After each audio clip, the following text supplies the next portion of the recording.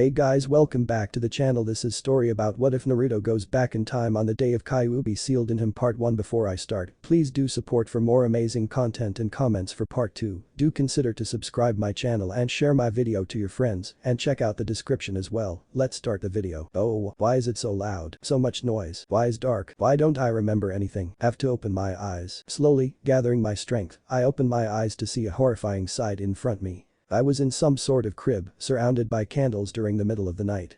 I didn't have strong enough peripheral vision to see the rubble around me, but what was right in front of me was terrifying enough. It was two adults, a woman with a man behind her, with a giant claw going through both their abdomens. The claw was an arm's reach away from me, dripping blood on my forehead, entering my eyes. I noticed my body, nude and small. My fingers, tiny, still covered in afterbirth. Was I just born? I looked at the woman. She had blood-red hair, violet eyes of royalty, and was wearing a gown of sorts. The man behind her had azure eyes, blonde spike hair, and wore some kind of ceremonial battle garb. I noted the claw impelling them, connecting to the paw of a giant fox in the near distance, staring at them in anger, with chains binding him. I noted that they somehow attached to the woman in front of me, made of a material I couldn't grasp. Finally, I noticed something even more frightening in the middle of them all. Shinigami. I don't know how I knew what it was. I don't know how I, as a baby, was even able to comprehend everything around me. It took me a moment to realize that everything around me was frozen. No, not frozen. Leaves slowly moved, the blood dripped from the claw almost nonchalantly, and silence seemed to stretch indefinitely, an echo of something behind it all. I focused back on the Shinigami. Its white kimono did nothing to hide its purple skin, red horns, and wild white hair. Its demented eyes stared at me, its head tilting despite the slowness of everything around me. It looked upon me like an owl on the ledge of a tree, and I mirrored, not understanding what was transpiring. I noted something floating in front of the Shinigami, something that was vaguely humanoid.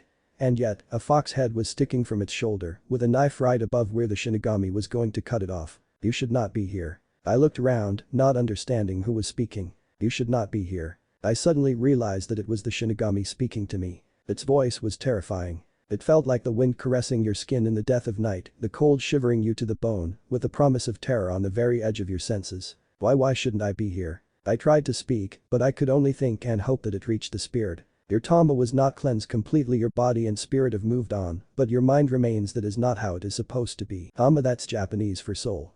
But how do I know that? A sharp pain struck my head. I cringed as images flashed before my eyes, showing me things I couldn't recognize but somehow understood. Your trauma should have been cleansed in the cycle of reincarnation.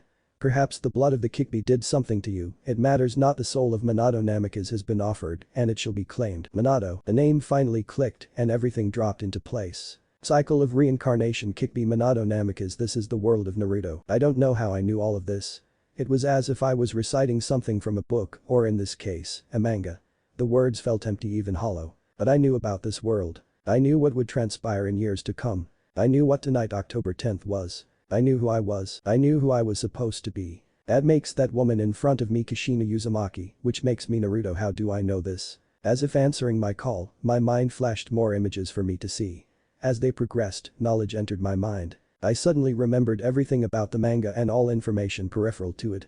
There were gaps to be sure, but the majority of still made sense to me. Especially what was about to transpire. Minato is about to seal all of the Kyuubi's yin chakra within himself, leaving me with the yang, which negatively impacted Naruto's training and made dealing with Kurama almost impossible.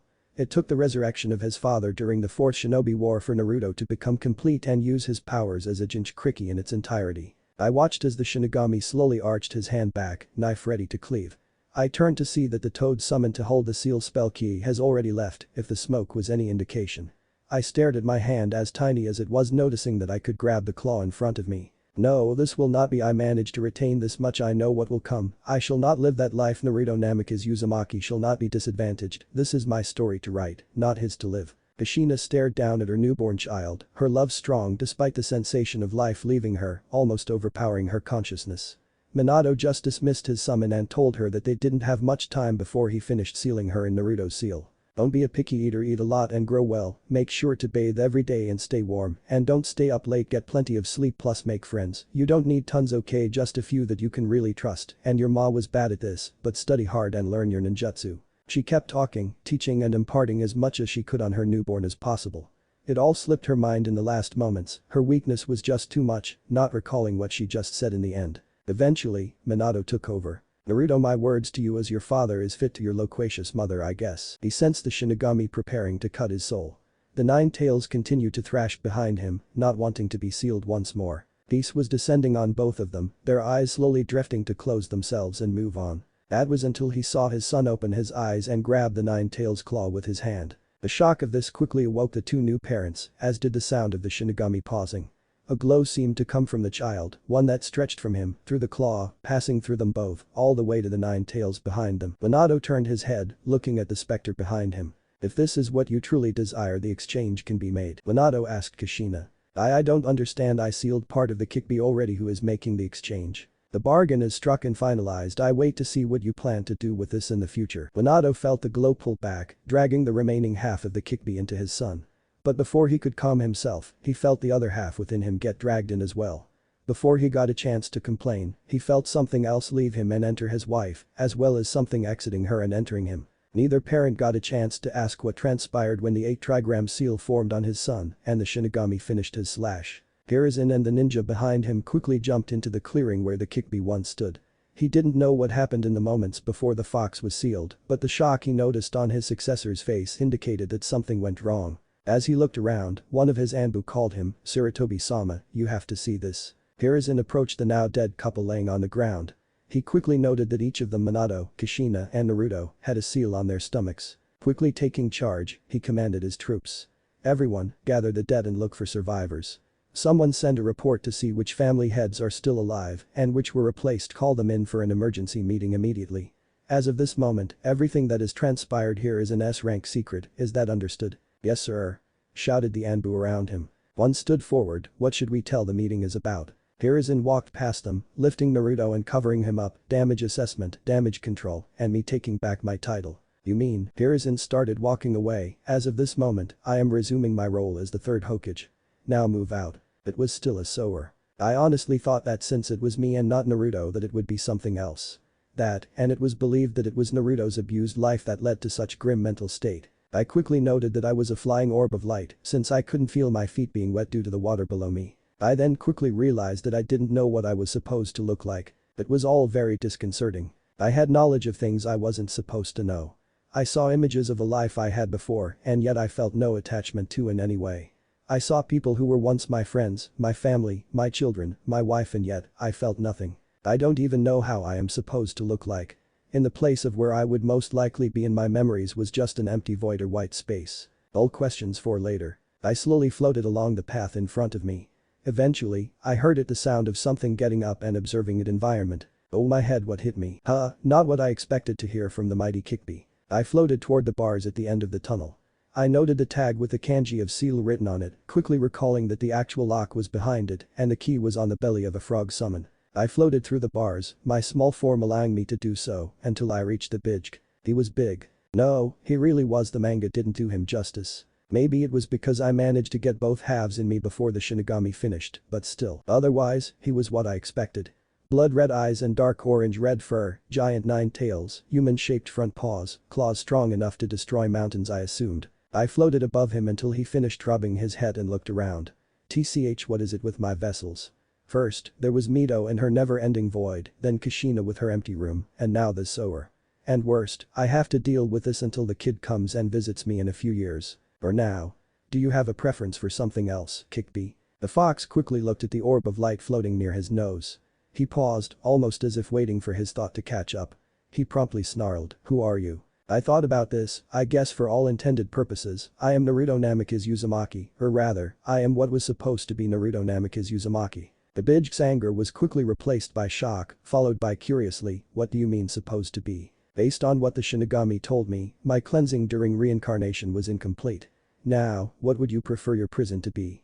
I have enough presence of mind to make anything, but I would prefer your input. You are serious.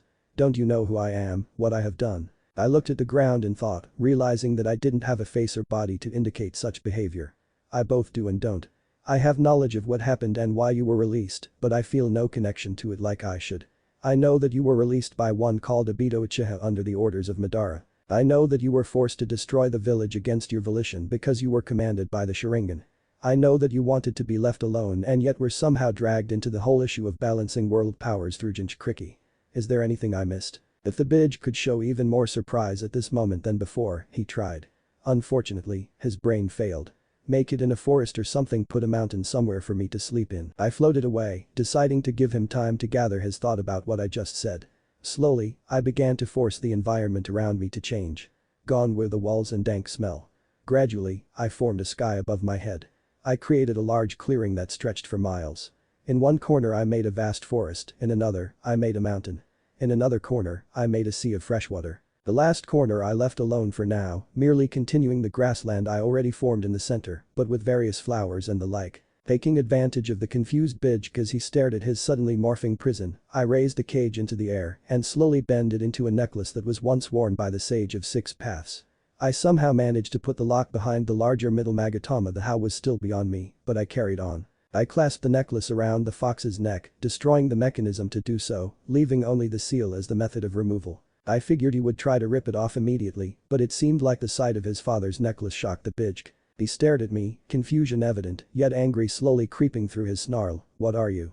How did you know about this? I know of it the same way I know that you and your siblings were once part of Ichibai, which was the embodiment of Kagaya Otsutsuki merged with the God Tree, which was formed to reclaim the chakra of Himura and Hagoromo, your father. I know it the same way I know your name, Kurama. Silence. Kurama actually fell down on the ground, the shock apparently too much for him. Father. Is that you? Oh Kami, no. He is somewhere else, I think in another dimension, waiting for the reincarnations of Asura and Indra, which I guess won't be anytime soon since I replaced Asura. Replaced? Wait, you are a reincarnated soul. Actually, if we are being precise, I am technically a cross-dimensional reincarnation, unless all realities are linked to one aim and Yomi in an endless cycle of reincarnation and rebirth. I noted that if an I'm sweat tears were possible, one would be on top of Kurama's head right about now. The giant fox slowly crouched down to the ground, looking to where my eyes would be. Well, I guess that makes things easier to understand. You just skipped one of the Saisei Harries. The what? Kurama lifted himself up, sat down and crossed his arms. Don't take my word for it, but what I understand from the religion in these parts, when a Tama is prepared for reincarnation, it must be cleansed through the 5 Go Harries before being sent down to the mortal plane. The Shai Harry to cleanse you of your death. The Karada Harry to remove your previous living shell. The Saishin Harry to detach you from all past attachments and possessions. The Mindo Harry to separate you from your past knowledge to not cloud your future decisions. Finally, there is the Tenji Harry, which one goes through to be born into the world. I pondered this, based on that description, you think I somehow skipped the Mindo Harry, since I still possess knowledge from my past life, but no attachment to it, nor my previous form. Kurama nodded, it would explain why you can talk with me like an adult and yet be a simple ball of chakra in front of me. Frankly, it's the first time I have seen such a thing. But that makes no sense. Shinto doesn't have these Harries from what I can recall. Kurama raised a finger, different realities, different beliefs, different interpretations. If what you say is true, then the afterlife can be literally interpreted in any way possible. What I told you is what is believed in the elemental nations. Now, can you explain what you said earlier? I considered sugar-coating the truth, but figured honesty was the best policy here. Do you have manga here? Yes, said Kurama worryingly, almost as if anticipating the direction of where the explanation was about to go. In my previous life, when I was a child, I read a manga called Naruto. It was very popular during its time. It followed the life of one Naruto Uzumaki as he grew up in the village hidden in the leaves and his journey to become a ninja. Oh, Kami, sighed Kurama as he slapped his forehead. In all fairness, it's very possible that the mangaka was simply a seer who observed this reality or was reincarnated from an alternative form of this one. Kurama peeked through one of his finger cracks. I am afraid to ask, but I can only guess that is how you know my name and the formation of my siblings. Indeed. Kurama sighed, is it also why you currently don't fear me? Actually, that is more to do with the fact you are complete. Granted, I was anticipating something much worse since you were depicted rather differently in the story, but I have a theory regarding that. In the manga, only your yang was sealed inside Naruto. But since yang was your primal and emotional nature, it was the actual container of all your negativity regarding your imprisonment and misuse rather by humans, rather than your yin as Minato expected, I am guessing. Because of this, Naruto could only access your power through strong negative emotions, mainly anger, rage, and pain. As he was a very happy child, albeit misguided and rather dense at times, that made the process very difficult and detrimental to him, as he didn't have your yin half to pacify the corrosive effects of your chakra. Also, since you wouldn't cooperate with him, it took until the start of the 4th Shinobi World War for you to cooperate with him. To avoid this, I managed to convince the Shinigami to seal both halves within me. Since you are whole, I believe that is the reason why you are coherent, cognizant, and in total control of your emotions, and not a wild animal as it were. My knowledge of your past and such may have played a role to gain your trust, but I don't have the ability to determine that. Hence why you didn't outright dismiss my knowledge of you or the fact that I was a reincarnated soul from a different world. Kurama sighed, makes sense. I know myself better than most, so I can kind of guess how I would react in such a situation. I am a stubborn bastard on the best of days and hold grudges for centuries.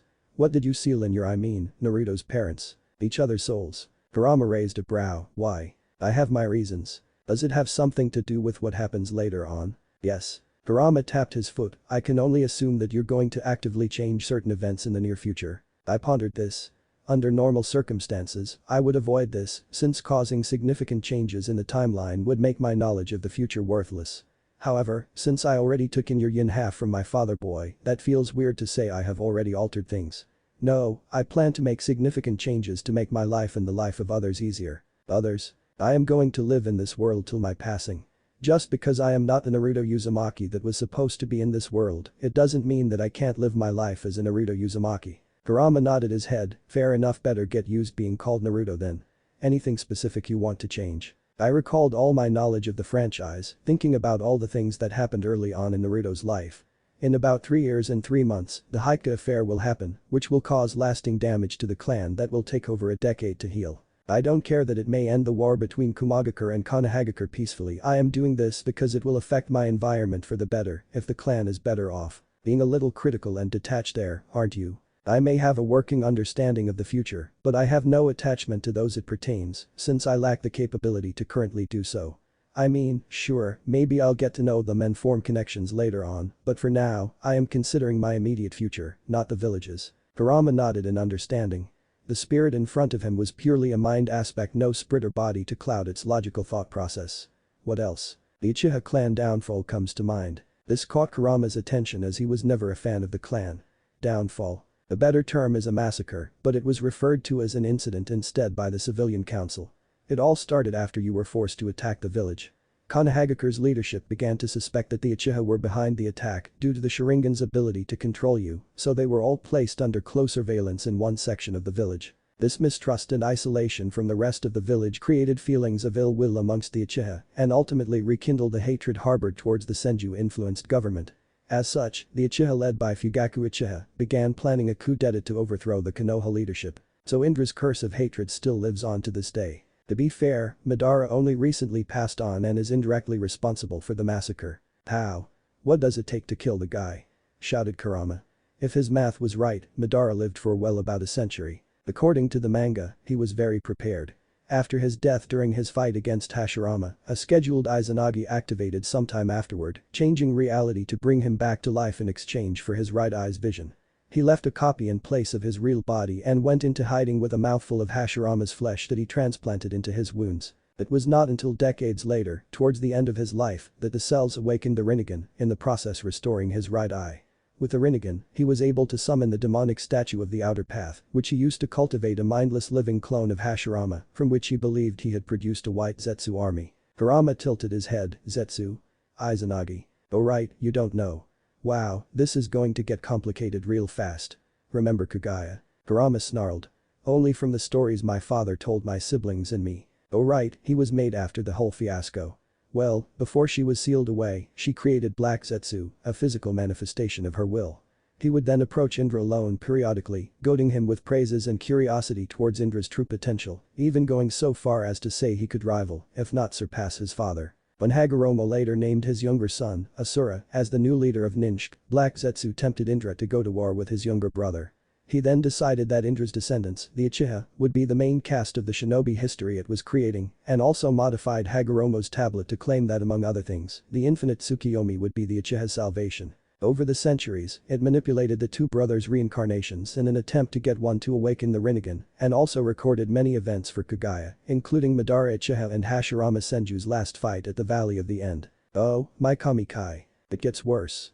When Madara had seemingly created White Zetsu and its clone siblings, it was actually Black Zetsu pulling the transformed humans from Kagaya's infinite Tsukiyomi out of the demonic statue of the Outer Path, merging them with the essence of the Hashirama plant clone Madara created to give them a diluted wood release. When Madara was on the verge of death, he believed he had created Black Zetsu by imbuing his will into half of White Zetsu and that the complete Zetsu was partially his clone. Zetsu later accompanied Obito Uchiha to Omegakure to locate Nagato, and Uzumaki survivor who had unknowingly been given Madara's Rinnegan as a child and watched as Obito introduced himself as Madara Uchiha. Kurama tilted his head. Obito. I nodded or moved up and down in the air in response. Obito Uchiha, the most un-Uchiha member since ever. It relates all back to Madara.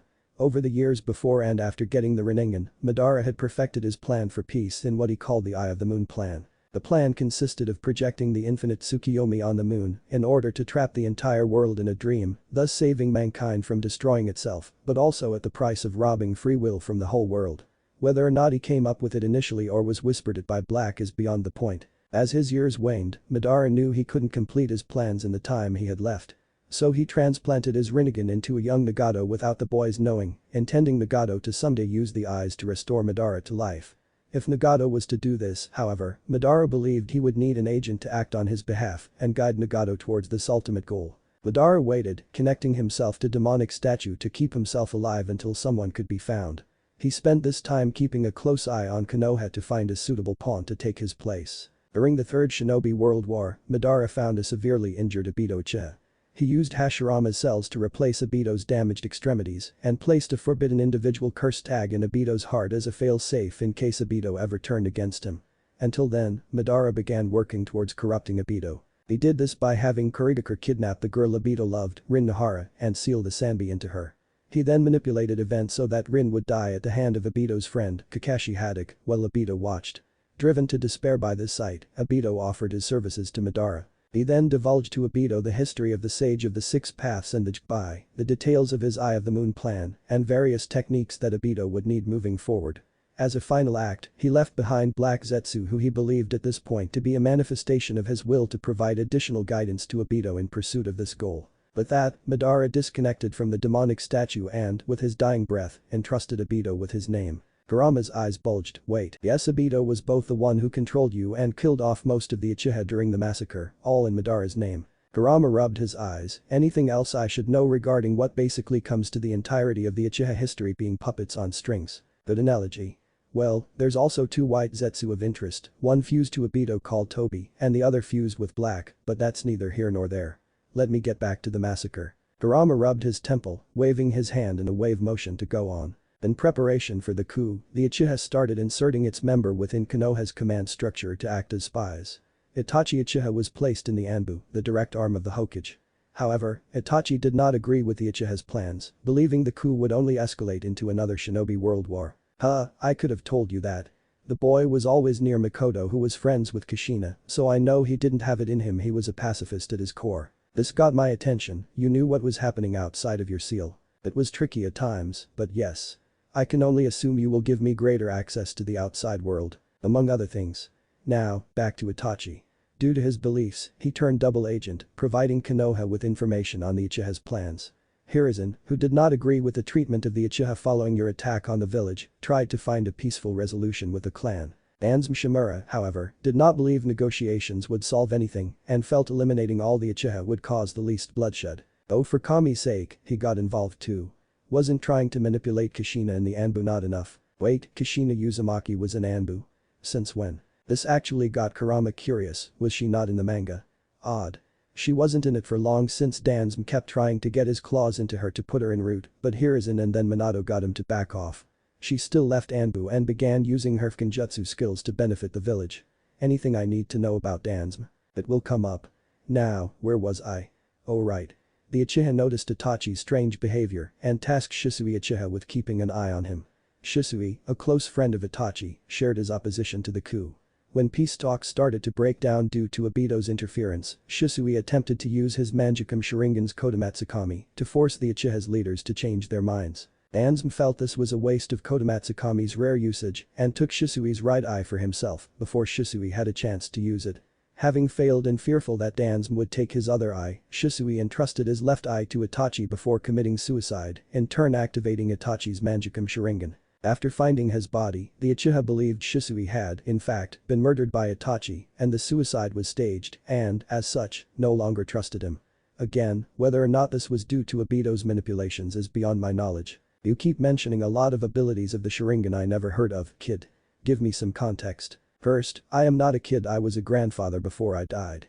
Anyway, different Uchihas had different specific focuses to their Mangekyou Sharingan, usually relating as to what activated them. But there are two abilities that could be activated by any Uchiha, even in its basic form at the cost of one eye. Izanami traps the victim in an infinite loop, disregarding the target's 5 senses, specifically designed as a reprimand for those who would abuse Izanagi. Izanagi allows the user to warp reality for a short time, changing reality into illusion and illusion into reality, thus escaping death and rewriting destiny. Kurama whistled, damn, Izanagi seems like the more dangerous one of the Kenjutsu. So did Dansm, which is why he had Orochimaru transplant an arm with several Sharingan implanted in it, along with Hashirama's cells he had in storage to activate them in time of need. Thankfully, he only gets the arm sometime after Orochimaru becomes a missing nin, but before he gets Shisui's eye, so there's a grace period there. Kurama's jaw dropped, his left arm cast. I am really missing a lot here if he is somehow working with Orochimaru. He also put in Shino's eye. What did you call the ability? Kodomatsukami. I don't know if it was specific to Shisui or not, but I do know that Dansm used it to manipulate the civilian and ninja council, as well as most likely influence Hiruzen's decisions when he got it. The technique allows the user to enter the mind of any individual within their field of view and manipulate them by giving them false experiences, making it seem as if they were doing things of their own free will. Thankfully, Shisui didn't have it in him to abuse it, and his devotion to the village was greater than to the clan. If I get the chance, I am making sure he stays alive. No one else ever had the ability, so I think he was a unique case. Are you aware of the Sharingan's other forms and abilities? Kurama started counting off his fingers. Well, there is the Mangekyou and the Eternal variant. There's the Tsukiyomi, Amaterasu, and the Susanoo. Anything I am missing here? The ability to read and decode the Uchiha clan stone tablet. Didn't you say that it was altered? I shook myself side to side, only the Sharingan parts. Obito didn't know this, but the Rinnegan part wasn't affected by the alteration by Black Zetsu, so the truth is still written there. Back to the massacre. Although he still wanted to find a non-violent solution, Shisui's death convinced Itachi that events could no longer be stopped, so he became outwardly critical of the clan's actions and hostile towards individual members. Dansm, aware of Itachi's conflicted feelings, explained the two possible outcomes. Either the Uchiha could be allowed to carry out their coup, an act that would ultimately lead to the entire clan's extermination, including his brother, or Itachi could assassinate the Uchiha before the coup took place and in exchange would be allowed to spare Sasuke's life. Guess which option he chose. I'll give you 3 guesses, and 2 don't count. He was given an impossible choice. I do not question it, I am only retelling what I know. Before carrying out the massacre, Itachi found Tobi, the name Obito went by, sneaking around the village. Believing he was the real Madara Uchiha bent on destroying Konoha, Itachi offered to help him take revenge against the Uchiha for betraying him decades earlier if he would spare the village. Tobi agreed to this, however, Tobi also met with Dansm around the same time for unknown purposes. I can only assume that it related to the eyes Dansm had implanted in his arm somehow. Makes sense, mangaka can't write everything or have access to all that transpired, so it's guesswork. I nodded in agreement. In a single night, Itachi and Tobi slaughtered the entire Uchiha clan, Tobi the military portion and Itachi the civilian portion. Itachi expected Fugaku to be the greatest enemy and entered his home with great caution, but to his complete surprise, both his parents were willing to accept death rather than fight their son. Both respected his decision to side with the village over the clan and asked only that he look after Sasuke. He tearfully killed them just before Sasuke returned home from the academy. Although he knew his actions were necessary, Itachi could not forgive himself for killing his own family and believed he had to be punished. Sasuke, a child at the time and thus ignorant of the Uchiha's conspiracies, was the only person qualified to pass judgment on Itachi he felt he deserved. As such, Itachi attacked Sasuke when he entered the house, desperate to make Sasuke believe he had killed their clan without provocation and for selfish pursuits of power. He used Tsukiyomi to torment Sasuke with images of the clan's murder and claimed Sasuke was too weak to even bother killing. Itachi encouraged Sasuke to embrace hatred and vengeance in order to get stronger and to come after and kill him to avenge their family. Unfortunately, since at this point the real Madara has passed on, Sasuke became Indra's reincarnation. Neither Obito nor Black Zetsu were aware of this. The mental trauma pushed the curse of hatred on the boy too soon. Kurama could guess where this was going. How bad was it? Let's put it this way, he became Orochimaru's willing disciple, absorbed him at some point, killed Dansm, interrupted a cage meeting, you know what, he basically changed sides 5 times before getting involved in the 4th Shinobi World War in a span of 3 to 4 years. He was messed up, okay. Kurama breathed out, go on. Itachi reported the mission success to the 3rd Hokage. The third, having been unaware of Itachi's assignment from Dansm, regretted to hear the news. With nothing to be done about it now, the third promised to perpetuate the cover story that Itachi had acted alone and without cause, so that nobody would learn of the Uchiha's plans, and also so that Konoha would not be tarnished for its involvement. Most important to Itachi, the third vowed to keep Sasuke safe from Dansm. The third also ordered the dissolution of Dansm's root and his removal from the council as punishment for acting without his permission.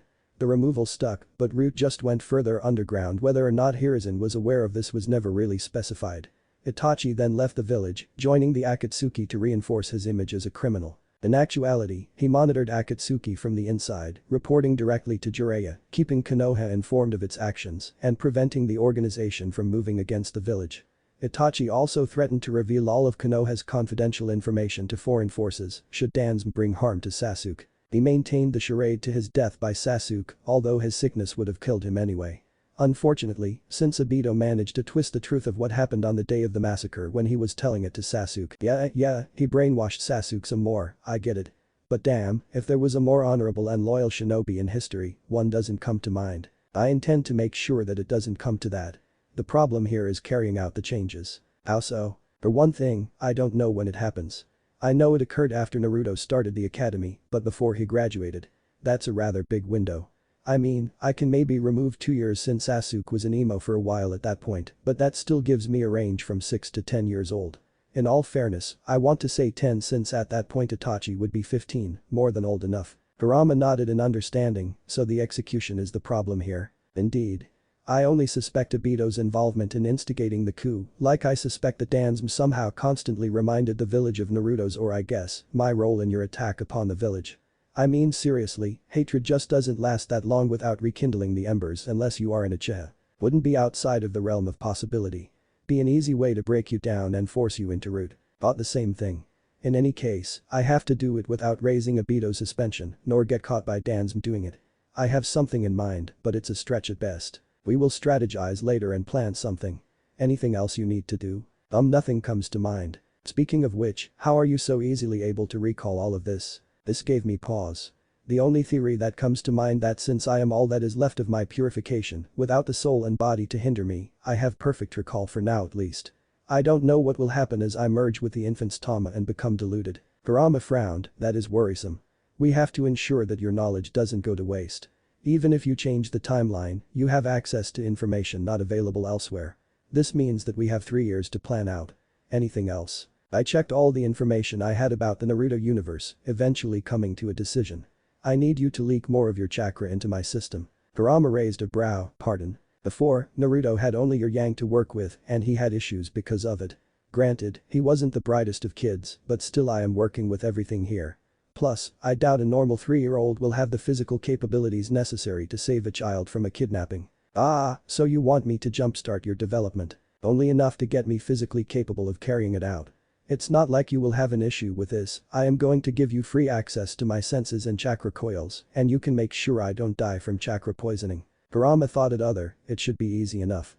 The process will make it less difficult for you to use my chakra in the future, plus it may give you better chakra control overall. However, you realize that such a process will alter you. Doesn't matter. Hiruzen will make sure I stay safe, and Dansm will still find a way to screw me over. I can only hope that the changes I make prevent the worst of it. Plus, Kakashi and the other Anbu will protect me. Kurama chuckled, so you have it all figured out, don't ya?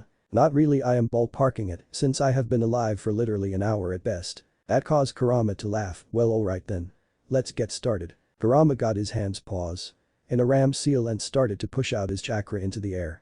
I sighed however best I could, realizing that I basically gave a bitch free rein to alter his container as best he sees fit. I knew that Naruto was basically me now, but I guess I still haven't really built the association in my mind. Honestly, I just hope this doesn't have any other far-reaching consequences. A few days later, Hiruzen sat at his table, finishing up paperwork that only days ago was being handled by his successor. He looked out the window, noting that despite the sunny day and the rebuilding currently happening outside, there was a dark miasma in the air, a feeling of sorrow and dread, with tones of anger. The funerals took days to complete, with Minato and Kushina buried in the end with the entire village in attendance. In fairness, they were barely separately as only a few knew that they were married in secret, but they were buried next to each other. They didn't know why both of them had seals on them, but Hiruzen managed to make it an S-class secret anyway. Only a few people knew that they even had them, as the morticians managed to cover it up with makeup and dark clothes. Besides, thinking about the council meeting that took place later between the civilian and ninja heads, he could have handled it better. Despite strongly stating that Naruto was the Kyuubi's jailer and not the fox itself, the civilians ignored it all. The fools, they worked with ninjas for a living, and yet they couldn't distinguish a kunai from a storage scroll. Keeping Naruto's heritage hidden made it more difficult, but Hiruzen suspected that some clans knew. The Uchihas undoubtedly, since Mikoto was friends with Kushina. The Naras will figure it out soon enough, which means the heads of Akimichi and Yamanaka will know as well. The Inyazukas will smell it out one way or another, and the Aburum's bugs will detect the chakra similarities to the fourth, who they owe their allegiance to for showing the village their usefulness. True, there were other smaller clans in the village, but only the most powerful represented the ninja populace as a whole in the meetings, so Hiruzen had nothing to worry about. All he really had to deal with was the people of his village not killing Naruto in their hatred and ignorance of the given. His first assassination attempt actually took place at the meeting where his status as a Jinchuriki was revealed. A civilian head who lost his family to the Kyuubi attack jumped right up to the podium with a kunai.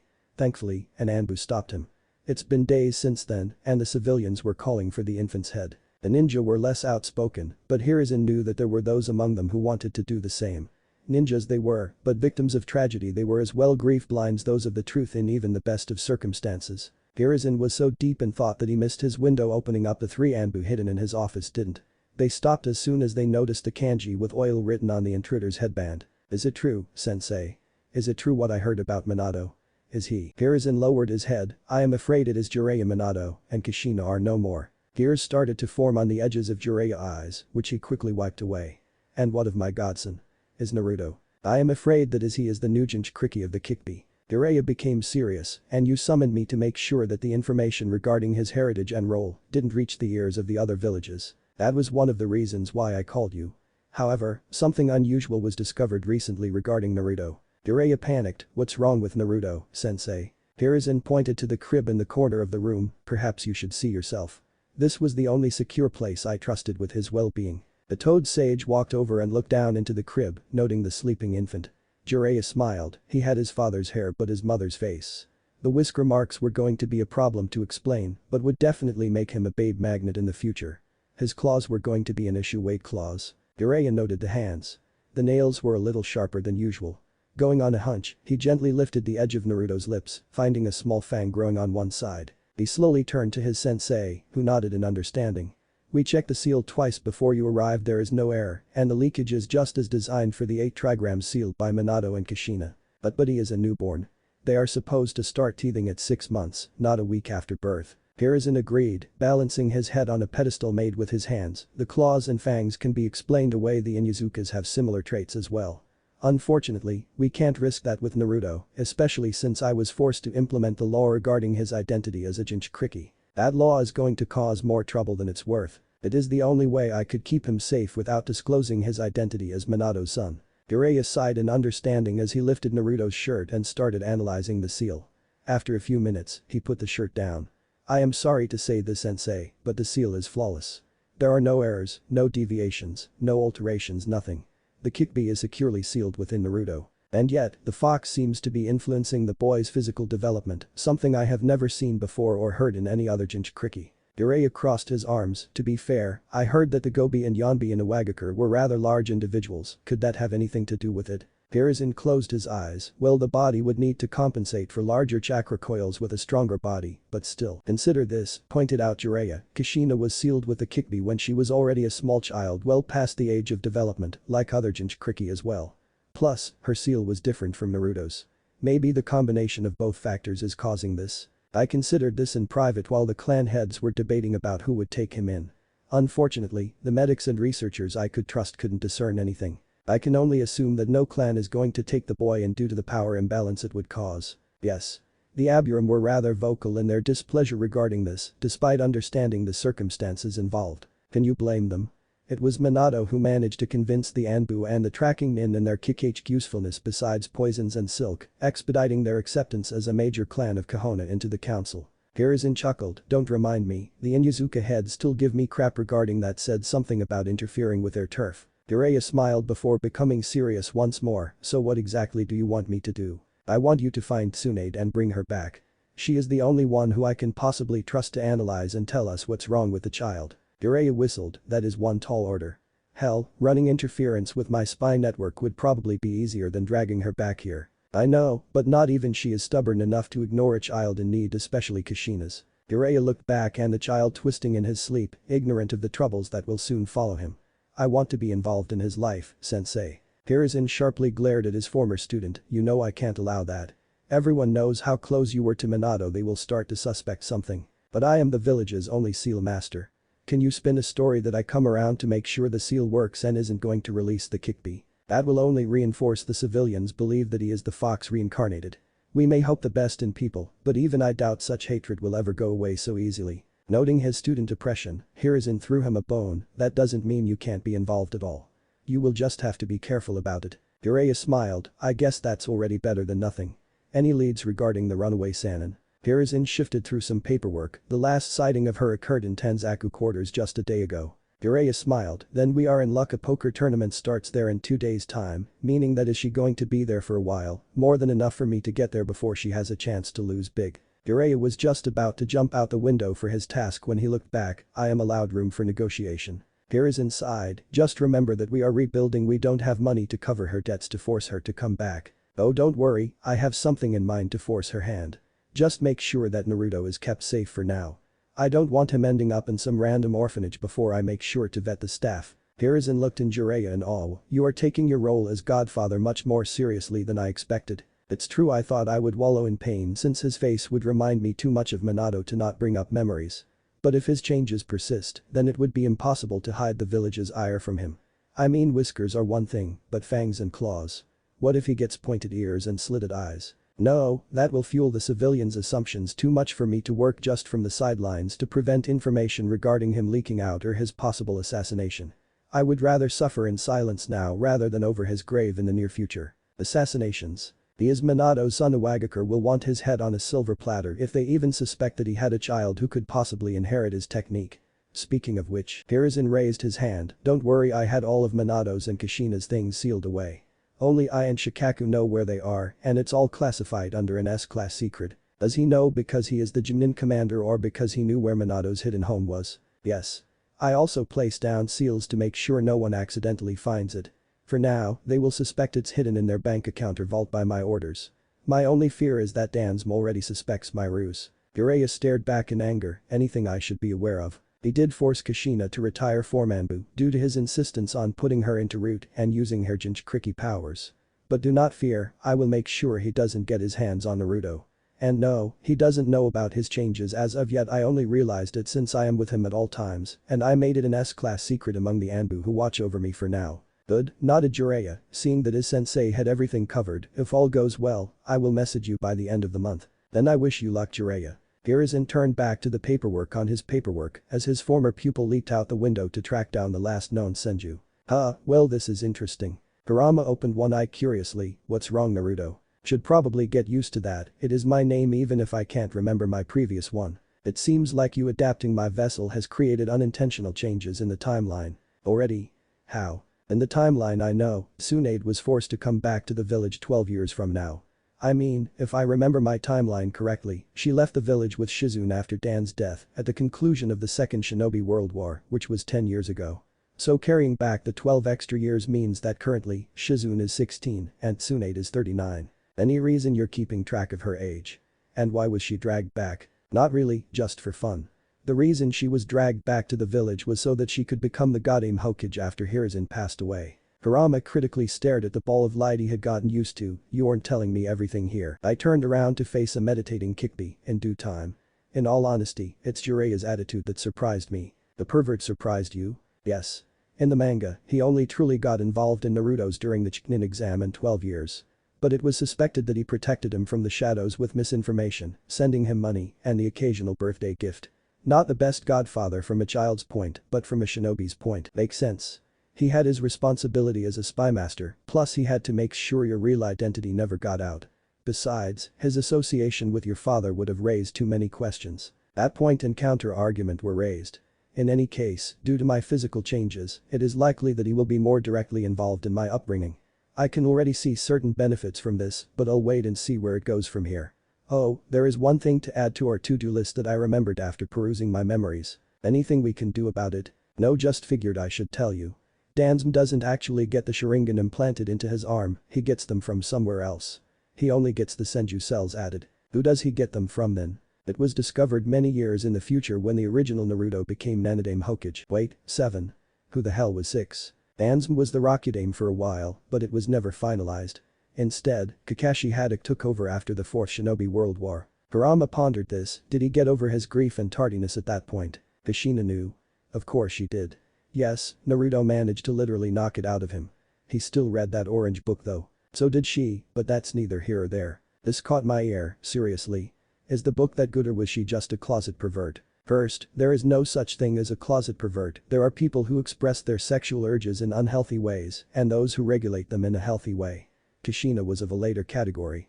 There are prudes of course like Minato, but let's just say that Kushina manages to crack his shell a little as it were. I pondered this, I can understand unhealthy ones like Ibisu who suppresses it too much and Jiraiya who indulges it. But what do you consider a healthy way of getting rid of the urges? You know my guy. There is a reason he constantly shouts of youth and exercises so much, and it's not just because he isn't good at ninjutsu and the desire to be a taijutsu master, although it plays a role. How that actually makes sense. I mean, I just figured he was gay or something. He never got married in the manga, nor did he a clan of sorts, and he was always competing with Kakashi. Kurama actually laughed at that, oh don't worry, both are straight as arrows. It's just that Kakashi doesn't think he is worthy of love and Guy is saving himself for his one true love. Wait, does that mean Kakashi told this to Kushina in secret so don't spread it around? Honestly, I was just kept thinking that Rock Lee was his secret love child or something. Their physical resemblance was just too uncanny. Is this someone I should know about? Well, he is just a year old now, but he does become a Junin in the future purely on taijutsu, and he mastered the 8 gates, or as many as he physically could, you know, with the last one killing you and all. Definitely one to keep an eye on in the future then. But we were talking about something else. Oh right. Well, you see, at some point after leaving Konohagakure and becoming a missing nin, Orochimaru discovers this guy named Shin, who had a genetic anomaly that allowed for tissue and organ transplantation, with absolutely no chance of rejection. Eventually, due to both of their fixations with the Uchiha clan, he became the Snake Sannin's personal play toy. He had active Sharingan all over his body. Hell, he had 5 just on his head and 1 in the back of it. He only had 1 Manjikam Sharingan though, so we were lucky there. In any case, at some point, Orochimaru took one of his arms which already had a few Sharingan in it and transplanted into Dansum. Sometime after this, Shin left Orochimaru's side and took most of his clones with him. He didn't make his appearance until much later in the timeline in a failed plot to revive the Akatsuki so that the ensuing conflict would be a catalyst to further his beliefs. So Orochimaru worked for Dansum. Actually, I think that they are playing each other. I mean, Kabuto Orochimaru apprentice is literally playing as a spy for 3 sides at this moment, so he is a snake hidden among other larger snakes. It gets very confusing at times to know who is playing who. All I care at this moment is that Dansum uses Orochimaru and Orochimaru uses Dansum. Kurama pondered this. This Shin was currently not a threat if he was in hiding based on Naruto's knowledge, but this alliance between the Warhawk and Snake Sannin was worrisome. Does Hiruzen know? No. For one thing, Root is still active at this time, and Dansum carries out these deals in secret before and after the Uchiha massacre and Orochimaru's status change. Also, the information that they were even making deals was discovered much later by who or how escapes me. In any case, I don't think we should remove Dansum from the playing board yet. Why? Because despite his twisted morality and ambitions, Dansum is one thing above all. A nationalist. His love for Konoha is why he engages in his secret actions. Who knows how many hidden assassinations and plots he carried out that impacted the story behind everyone's back. No, until we have a clear assessment and understanding of the current political, social, and economic strings that Dansum is tugging and pulling, he gets to live. DCH, you're playing a dangerous game here, Naruto. You have 3 years to get ready before out begin to carry out your plans, during which you have to avoid suspicion by both Dansum and Hiruzen. That's not even accounting the possibility that Jiraiya and Tsunade are about to be a constant presence in your life. Kami knows what else you will recall regarding the future. Don't remind me, Kurama. Let's not forget that the body and spirit of my vessel are starting to influence me. Kurama was afraid of this happening. When he initially met him, Naruto had no emotion in his speech and was very analytical. But slowly, his speech started gaining intonations, and his once ball-like form was slowly gaining appendages. Very soon, he will take on a childlike body and worst-case scenario, a childlike mentality. Well, this cuts into our preparation time. How much do you have left before you finish categorizing your knowledge and storing it away? 2 or 3 more days. I finished filling away my past life and knowledge from that world. I need to add a few more safes and rooms to the main space before continuing, but all my Naruto knowledge is ready for storage. Just make sure I'll be able to access it if worse comes to worse and you forget yourself. Already done. I left several messages and instructions for myself if I don't believe you if we shall meet under such circumstances. Kurama smirked, so you planned it all out. Good, I was afraid that I was teaming up with a clueless little reborn soul. I want to say that I did, but it's more than likely that I forgot something important that I consider insignificant. It took Jiraiya shorter than expected to get to Tenzaku quarters and even quicker to locate Tsunade and her apprentice. All he had to do was find the most active hidden source of chakra, which in a tourist location was harder than anticipated. It took 5 bars before he finally found her sitting on a stool, drinking away her sorrows with sake. Instead of rushing in, Jiraiya did the impossible and sat down next to her with some level of decorum. Noting that her apprentice wasn't with her, he assumed that she was in a hotel room somewhere nearby, meaning that Tsunade is less likely to suddenly run off if this went south. Jiraiya sat in silence and waited while Tsunade finished drinking what seemed like her 4th flask of booze. He knew that she knew he was next to her, but this was too important to screw up, so he waited for her to make the first move. Must be something big if you actually manage to control yourself and not stare at my chest, Jiraiya. Finally given the opening, he turned to look at his former teammate. For someone a few months shy from her 40th, she still looked like someone in her 20s. Jiraiya couldn't help smirk at both her vanity and extreme level of chakra control. Only a senju would use chakra in such a way. Indeed, it's too important to screw up on an impromptu lewd joke. Tsunade smiled slightly, are you here to chastise me for not returning to Kushina's funeral? No, I am here to bring you back to look over her child. This caused Tsunade's eyes to bulge. Child. Kushina was pregnant. She was. It was kept hidden since the boy would be 4th in line for her duty. 4th, what is Jiraiya talking about? She was only the 2nd Jinchuriki for the Kyuubi, so the child should be wait a second. Hatching the implication in the crowded bar with prying ears, Tsunade played along. Is that so?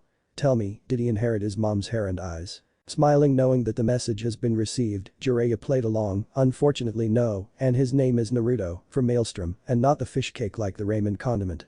Instead, he inherited his father's blonde locks and eyes.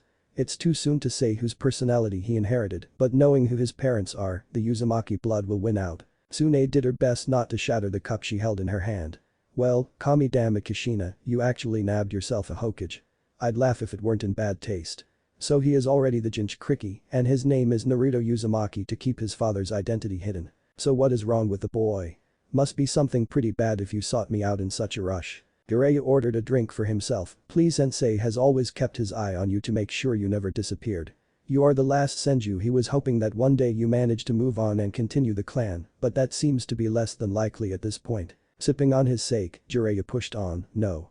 Despite being born under less than stellar circumstance, Naruto seems very healthy top of his weight and height bracket. No, Hiruzen is just concerned about his wild appearance. He fears the worst, so he sought out the best. Besides, home is in less than pristine condition at the moment, he figured with all the sick and injured, now would be a good time to teach some medicine and for management. Tsunade breathed out. So he is healthy, but looks wild. What exactly is he afraid, that the seal is weakening? No, he would call you for that. Then it must be something literally physically wrong, and not just to call me back to run the medical inn and hospital. Although, and how long does he expect me to stay and help out? Jiraiya smirked, sensei hopes you will make the wise decision and hopefully remain home he misses you, you know. Besides, would it be so wrong? You would be safe, you would have work, and your apprentice can see Konoha again. She won't even have to join our line of work, she can just skip right to working alongside you as your assistant or something. Was that a threat, Jiraiya? Jiraiya finished his drink, not at all. But you have to admit, your debts must be piling up after all these years. I mean, how do you provide without dipping into your senju funds? Tsunade turned away, staring straight at the wall behind the bar. I wanted to distance myself away from Konoha, not have a constant reminder of it. I will come back damn well then I please. Jiraiya frowned, please reconsider Tsunade. This is Kushina's kid here, not even you. Don't you pretend to know me, Jiraiya. You have no idea what I've lost. I may not have lost a lover and family like you, but I have lost those close to me, or have you already forgotten what happened in AIM with Nagato, Yahiko, and Konan? I considered them my children Tsunade. For an orphan, that constitutes as something. Tsunade turned away, low blow, Jiraiya. I don't care. Please Tsunade, return to Konoha. Don't make me beg. Tsunade turned to face her former teammate, noting his face. And what if I don't? Jiraiya finished his sake before hitting the nail in the coffin, then Hiruzen declares you a missing min. This actually frightened Tsunade, he wouldn't. Of course he wouldn't, even he isn't that heartless. But Naruto is my godson and his son, so I will do everything in power to make sure he stays safe and healthy. As such, you have one day to reconsider before I leave. Or what? Inquired Tsunade, partly worried, partly angry, and partly afraid of what Jiraiya could do. Or I call in all your marks. This was not what Tsunade was expecting, huh? Jiraiya gave her a wide smile as he went on, well you see, I order all my associates to acquire your debts. A signal from me and they call them in. Since you have outstanding fees with almost every casino in the elemental nations, it would become almost impossible for you to gamble anywhere safe for places like Iwa and Kiri, but even you wouldn't be stupid enough to go there. Of course, as a Senju, you would always be welcome in the casinos back in Konoha. At this Tsunade finally shattered the cup she was holding, you wouldn't. Jiraiya started getting up to leave, I told you Tsunade, Naruto has no one now, so I will move the mountains themselves to help him any way I can. You have a day to decide, and you know where to find me. Hiruzen's hand was cramping up after another day of writing. He looked outside, noting the setting sun. It's been 4 days since he ordered Jiraiya to find Tsunade, and he was yet to hear back from him. Granted, he said he would get a message by the end of the month, but he could hope. The civilians caught wind of what Naruto was and demanded his head. He already had to make examples of some of them when they broke his new law, and that really hurt him. He turned to see the source of all the village's tension. Hiruzen had to admit that Naruto was an odd child. He was expecting well, maybe not more from him, but something. He remembers how difficult Asuma was when he was that age, but Naruto showed none of those behaviors. Except for crying when he needed to be changed or fed by an Anbu or him, he was either silent or asleep. Hiruzen noted his blue eyes. As Jiraiya suspected, the pupil was already showing signs of slowly becoming a slit.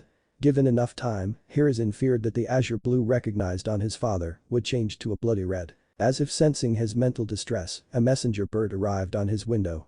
Noting the kanji on it that signified that it was Jiraiya's, Hiruzen quickly unfurled the scroll and read it. Hiruzen said nonchalantly as possible. Nico appeared from the wooden shelf in concern, problem Hokage-sama. Hiruzen closed the scroll, he succeeded. Hori quickly appeared from the ceiling, Tsunade is to return then. Calm down bird, but Hokage-sama, this is a momentous occasion. Tension should decrease if a Senju returns to the village in its time of need to aid in recovery. It will give them hope for a new Hokage. I am afraid that is a fool's dreams. Jiraiya had to basically blackmail her into returning. Convincing her to take the hat will be almost impossible, even if she eventually understands why he did it. Hori went on his knee, forgive my outburst, Hokage-sama. Hiruzen raised his hand, don't worry, it was an understandable reaction. Please report to the head of Anbu of the Sanin's impending arrival. To think, all 3 will be in the village at the same time. Speaking of which, why didn't you get Orochimaru to check up on Naruto's condition? Because Orochimaru is a scientist and researcher first and foremost. I trust him only as far as he diagnoses what is possibly wrong with Naruto, but not treated. Besides, our relationship has been frosty since I made Minato the Hokage over him. Hokage finally appeared from behind the plant in the corner, would now not be a good enough reason to put him in instead. On paper yes, it would make sense. Unfortunately, all of Orochimaru's latest accomplishments have been done from the sidelines and behind closed doors, thanks to his research and experiments. Minato, however, is known far and wide for effectively ending the war. Sure, the Sanin name has weight, but it can only go so fat. The Anbu nodded in understanding, who do you have in mind for a replacement? Hiruzen pondered, if I could I would put either Jiraiya or Tsunade, but Jiraiya is too good of spymaster to put behind a desk, and I already mentioned Tsunade's reasons. Otherwise, no one else comes to mind, maybe Inu if he was older, but still. What about someone from the Uchiha clan? Or maybe a Hyuga? All valid prospects Nico, but again, they have enough accumulated power as it is. Kami, the only reason they allowed me to become Hokage other than my title as the professor is that the Sarutobi clan has no significant political or financial holdings for me to influence. Other than your clan propensity of having high-ranking ninja, of course. Hiruzen smiled, other than that. Besides, if we start considering those clans, might as well allow the Warhawk to get a chance at the hat. In summary, there is simply no one in the village who is both strong and young enough to take up the post. Hori got the message, other than Inu. Hiruzen sighed, and even him I doubt I haven't seen him since the funeral. I know he took Minato's loss harder than most. Don't worry Hokage-sama, we take care of our own, interjected Tokage. So, stared Tsunade, this is the little chibi. Naruto glared right back at the woman in front of him, not an ounce of concern on his face. Jiraiya stared in worry, I was only gone for a week, and he already has fox eyes. Thus be glad his eyes are still blue, spoke Hiruzen, I started getting worried when his ears started getting tipped. Tsunade reached and checked the baby yup, the ears weren't as round as expected. Not pointy, but still. Are you too sure it's not the seal? I've seen Inyazukas look less dog-like than this. Now is not the time for jokes, Tsunade, warned Hiruzen. Of course not, now is the time for negotiation, smirked Tsunade. Tsunade, you treat my godson right now, and I'll get you a batch of Gamabunta's special sake, shouted Jiraiya. Tsunade shook his hand, deal. As Tsunade's hands glowed green with chakra and her inspection of Naruto began, Jiraiya and Hiruzen hanged their hands in shame. I should have just offered her that in the first place, would have been cheaper anyway. Yes Jiraiya, but how pissed would Gama be if you did that? True sensei, true. After what seemed like an hour, really it was 10 minutes max, Tsunade spoke. Huh. Huh? Why did you huh? What did you find? Well, it's not as bad as you may think, but I guess no one ever expected a Jinchuriki to get this. In all fairness, it is something any mid-skill medic would notice in an adult, but a baby. This caught Hiruzen's ear. Is it fatal? Can it be reversed? Oh certainly. Naruto's system is just out of synch. Out of synch? Inquired Jiraiya. Tsunade wiped her brow and hands. Yeah, usually happens when a shinobi undergoes chakra exhaustion or severe trauma, usually a combination of the two. Funny thing though is that it usually happens to individuals with a lot of chakra, never seen it those on the low side. Kind of why it's usually found in males and all. Basically, once chakra network becomes slightly out of line with the body's biorhythms. Usually, it's not a big deal. Usual symptoms include mild discomfort, slight loss of chakra control, a basic feeling of not feeling right in your skin if it were. If it gets bad enough, a realignment is required and then some bed rest for healing. However, Naruto is a unique situation. A Jinchuriki is basically a balance of the vessel's chakra and the bijks. If there's an imbalance in one spiritual energy, then the foreign chakra starts influencing the host, causing the physical energy to adapt to the imbalance, ergo Fox features. Nature chakra does something similar. If a balance isn't achieved, I take on frog-like characteristics. Right you are, Jiraiya. But unlike nature chakra, which can be expunged from your system, bij chakra cannot, at least, not now in any way. When he is old enough to use chakra, Naruto could do it on his own, but as a baby. Hiruzen pondered the implication of this. Will this be a lifelong issue? Tsunade closed her eyes in consideration. I honestly don't know. I can realign him on my own right now, but what's done is done. We caught the ears in time, and maybe the eyes will go away on their own, but the teeth and claws. I recommend a good dentist and frequent manicures. I don't even want to start thinking about how his brain and body chemistry have already been affected. All I can offer is frequent checks up with decreasing frequency as he matures to survey the damage or possible continuation of the changes. Jiraiya clenched his hands into fists. Just treat him, Tsunade, please. Tsunade, noting the actual concerns on her former teammate's face, felt sympathy for the man. I was going to anyway. Right before Tsunade started the operation, she turned back to the Hokage. Sensei, seriously consider hammering it into the civilians' skulls that he is the Kyuubi jailer and not the fox himself. These changes are not going to be easy to ignore. And I have a strong suspicion that Jiraiya will knock more heads than me if anyone touches him with intent to harm. Hiruzen looked at Jiraiya, noting his tension. Perhaps it's best if you go and have a drink. You earned a small reprieve for now. Jiraiya unclenched his fists. Maybe first I got to go and set up an account for Naruto so he can get a stipend to use. I suspect that the civilians will find a way around your law, sensei, one of which will include screwing him over financially. Tsunade waited for Jiraiya to jump out the window before saying one last thing. If it weren't for the fact I am sober right now, I would swear that he was someone other than the toad sage we all grew up with. Caught me by surprise as well, Tsunade. But tragedy does bring about change in people. Besides, as a former orphan, Jiraiya will relate to Naruto on a very fundamental level, unlike both of us. True, nodded Tsunade. Well then, let's begin. Damn it. Kurama broke out of his meditation. Naruto, what's wrong? I started quaking and morphing out of control. Tsunade, she started something. I feel out of balance. Kurama swore. Looks like we are out of time. Did you finish cataloging all your memories and knowledge? Yes, everything is done, and ready. Information regarding my former life is under so many locks and keys that no Yamanaka will ever even catch a whiff of it. And your knowledge regarding this world? Same, but they will at least be able to tell what it is about and believe that I simply have naturally good mental defenses. Besides, you're enough of a guard dog to keep the stupid ones out. Kurama smiled. Kami, we must really be out of time. You are actually making jokes. I actually laughed. Don't start furball. Did she find the sensory and chakra bypass I made for you? Kurama closed his eyes for a moment. Nope. I am still linked to your senses and I can still dump my chakra into your body, albeit at a much slower rate than before. Good enough. I actually spasmed in pain as whatever Tsunade was doing took hold. Just remember Hinata Hika 3rd birthday. Kurama nodded his head. I'll remember and make sure to drag in whatever is left of you down here to remind you of anything you have forgotten. Finally feeling the process finalizing, I spoke out one last thing. Good luck, Kurama. And good luck to you too, Naruto. It was getting to know whatever you were. I chuckled before one last spasm hit me. Kurama watched as the ball of light he had so close so quickly literally shattered before his eyes. He watched as his remains actually drifted off and became part of the air around him. He would have gone back to his meditation as normal if he hadn't noticed several pockets of energy form and fly off to separate ends of the mindscape. Pain sweat drop. Well, that's not ominous at all. Hiruzen covered his ears as Naruto finally started crying for no good reason as soon as Tsunade finished. Boy, does he have a pair of lungs on him.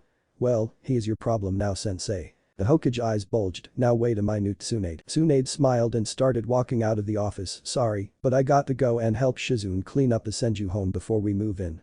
Plus, I got to go to the hospital and make a tally of supplies and check how good the medics are. I mean, I am going to be the head of the hospital, am I not? But.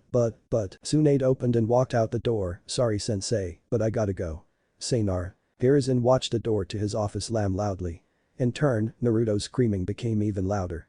He quickly noted that all three Anbu that were in his office decided to take an early shift change. Traitors, mumbled Hiruzen. Immediately after setting up various accounts and fallbacks for Naruto to use in worst-case scenarios, Jiraiya quickly made his way to an alcove deep within the Forest of Death. After making sure no one was around, he quickly made a summon.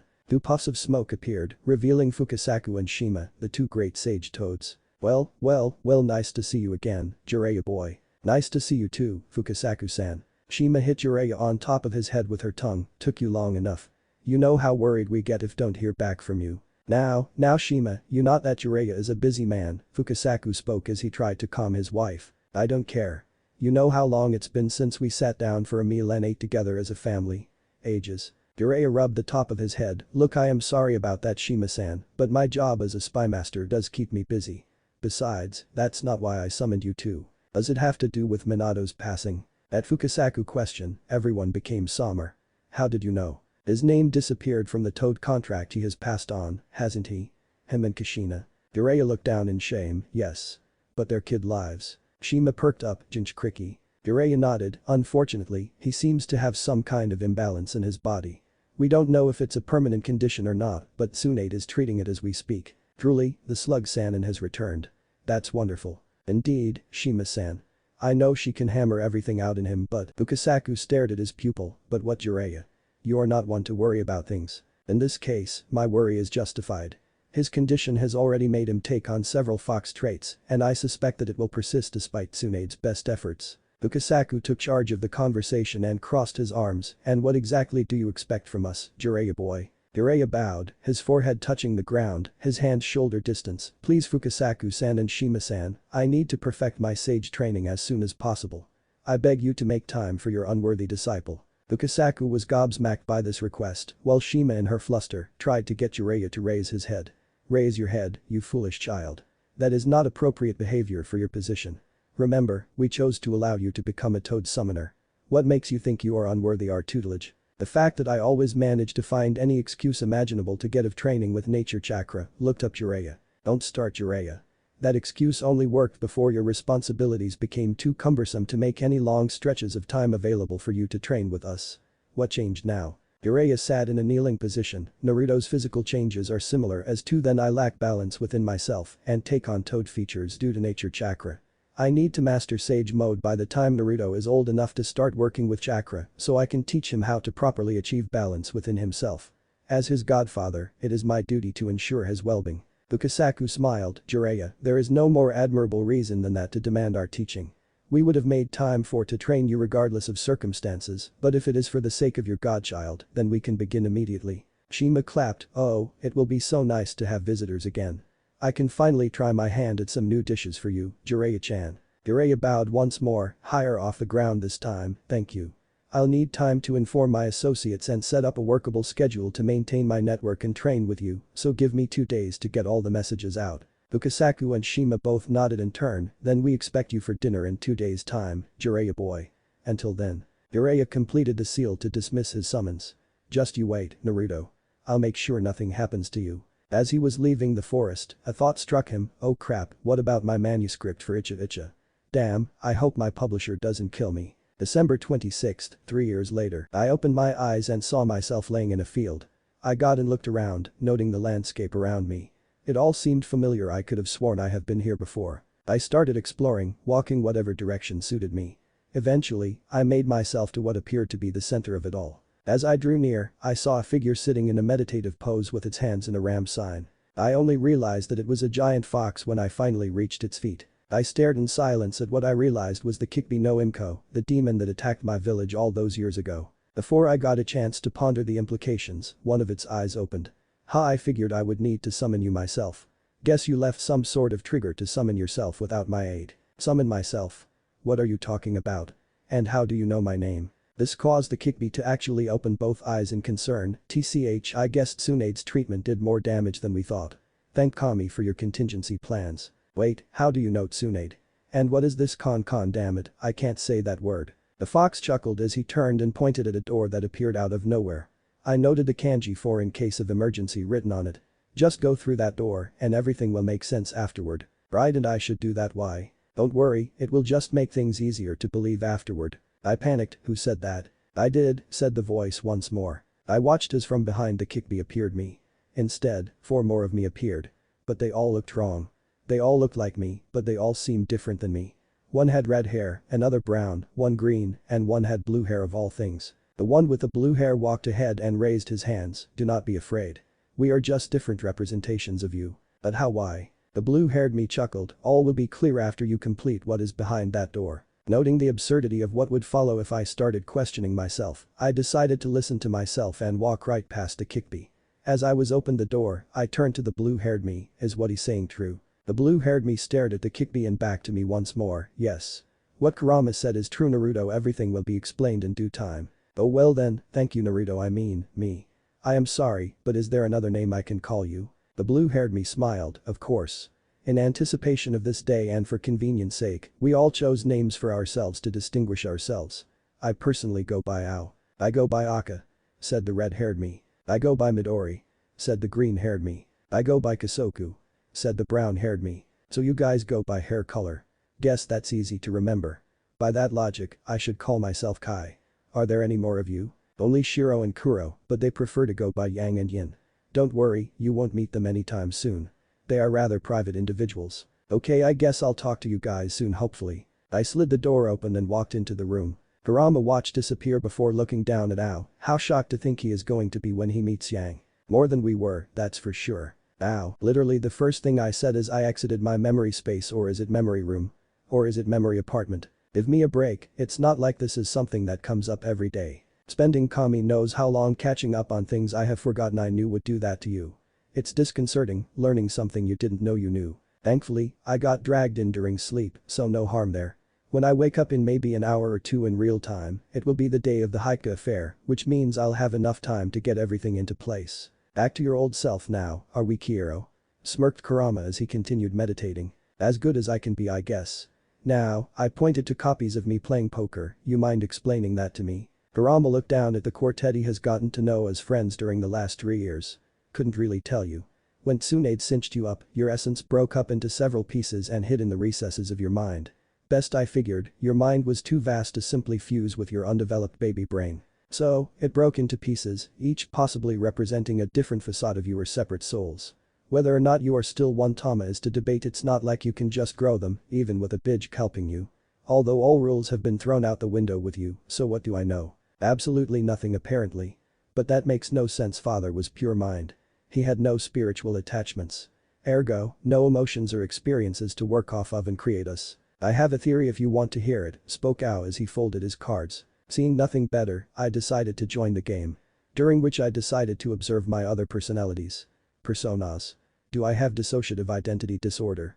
This is going to be something to get used to. They all had my face, so no change there. Aka had flowing red hair that spikes up slightly and violet eyes, so he kind of reminded me of my mother. Ao had green eyes and straight blue hair that was combed to slightly cover his left eye. Midori looks exactly what Naruto was supposed to look like, except his hair is green and his eyes are yellow. I only say supposed to look like him because my hair looks more like Minato's in shape, or at least it will with time. Hisoku had long brown hair and a ponytail and chocolate brown eyes. I could have sworn he looked like Niji until I realized that I haven't met him yet in this timeline. Hiro, so what's your theory? Aka, TCH, the Nancy boy here thinks that we are all personifications of elements. Damn it, I fold. Ow, now, Aka, just because you represent fire doesn't mean you have to be grouchy about. Remember, each element has their own strength and weaknesses, so no need to be hung up on it. Aka, says the guy whose element naturally beats mine. Isoku, calm yourself brother. Ao's theory makes some sense. It supports his claim that the environment one grows up in has some influence one's primary element than genetics. I raise. Hiro, really? Well, that would explain why a lot of people in Konoha are fire with a will of fire drilled into them as kids and all. I call. Midori, hi. That's actually not why, but the naming is funny, isn't it? The will of fire teaches people to always think of their comrades first and that the entire village is like a large family and every Konoha shinobi with the will of fire loves, believes, cherishes, and fights to protect the village. However, protection has two definitive representations. Either as a defender or as an aggressor or avenger if you want to be technical. In turn, such upbringing basically makes everyone naturally fire-based in the village. Which is hilarious in hindsight. Also, check. Ow, you have to admit though, in the village as large as this for only Naruto and Asuma to have wind as primary seems statistically unlikely. However, at the same time, both had rather different personality types compared to those in the village. Naruto was a prankster and Asuma was a cross between a wanderer and an adventurer. It would explain why he decided to join the 12 Guardian Ninja instead of staying in the village. I check and dealer draws the 5th card. Aka, damn it. I folded too early. But that theory doesn't explain someone like Kakashi or Hiruzen who mastered multiple elements. You really want to tell me that Kakashi was a mixture of multiple personalities unlike us who are a diffusion? Isoku, on the contrary. Training to use an element requires one to manipulate their chakra in a specific way. As such, one, in essence, trains their chakra to react in a predetermined manner. As chakra is partially spiritual in nature, it trains their essence or themselves to think in a certain way. Hence why a primary element is so easy to learn one already thinks in such a manner and in turn, can more easily attune chakra to that form. Learning another element, however, requires one to modify or outright change their way of thinking, making it that much more difficult. However, the end result is the individual coming out of the training somewhat enlightened, as if discovering another aspect or layer of their being. Truly, if Ao's theory holds merit, then individuals who can use various elements are the most stable and wisest of individuals. One only has to consider Hashirama, Tobirama, and Hiruzen as examples. Also, raise. Midori, hey, what about Ob-chan and Otom-san? Both were good leaders as well in the original continuity.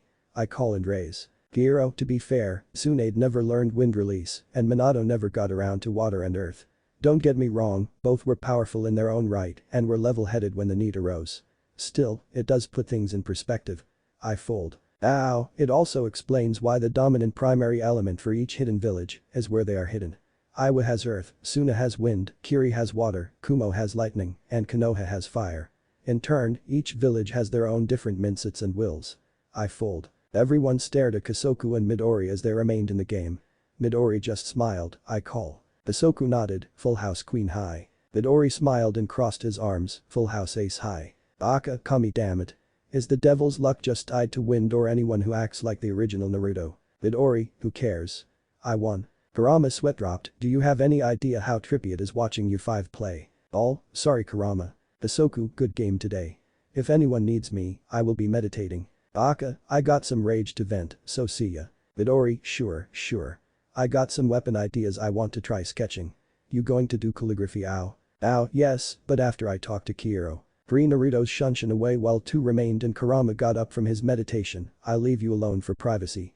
Got to take a bath anyway. Ao and Kiro remained in a seating position.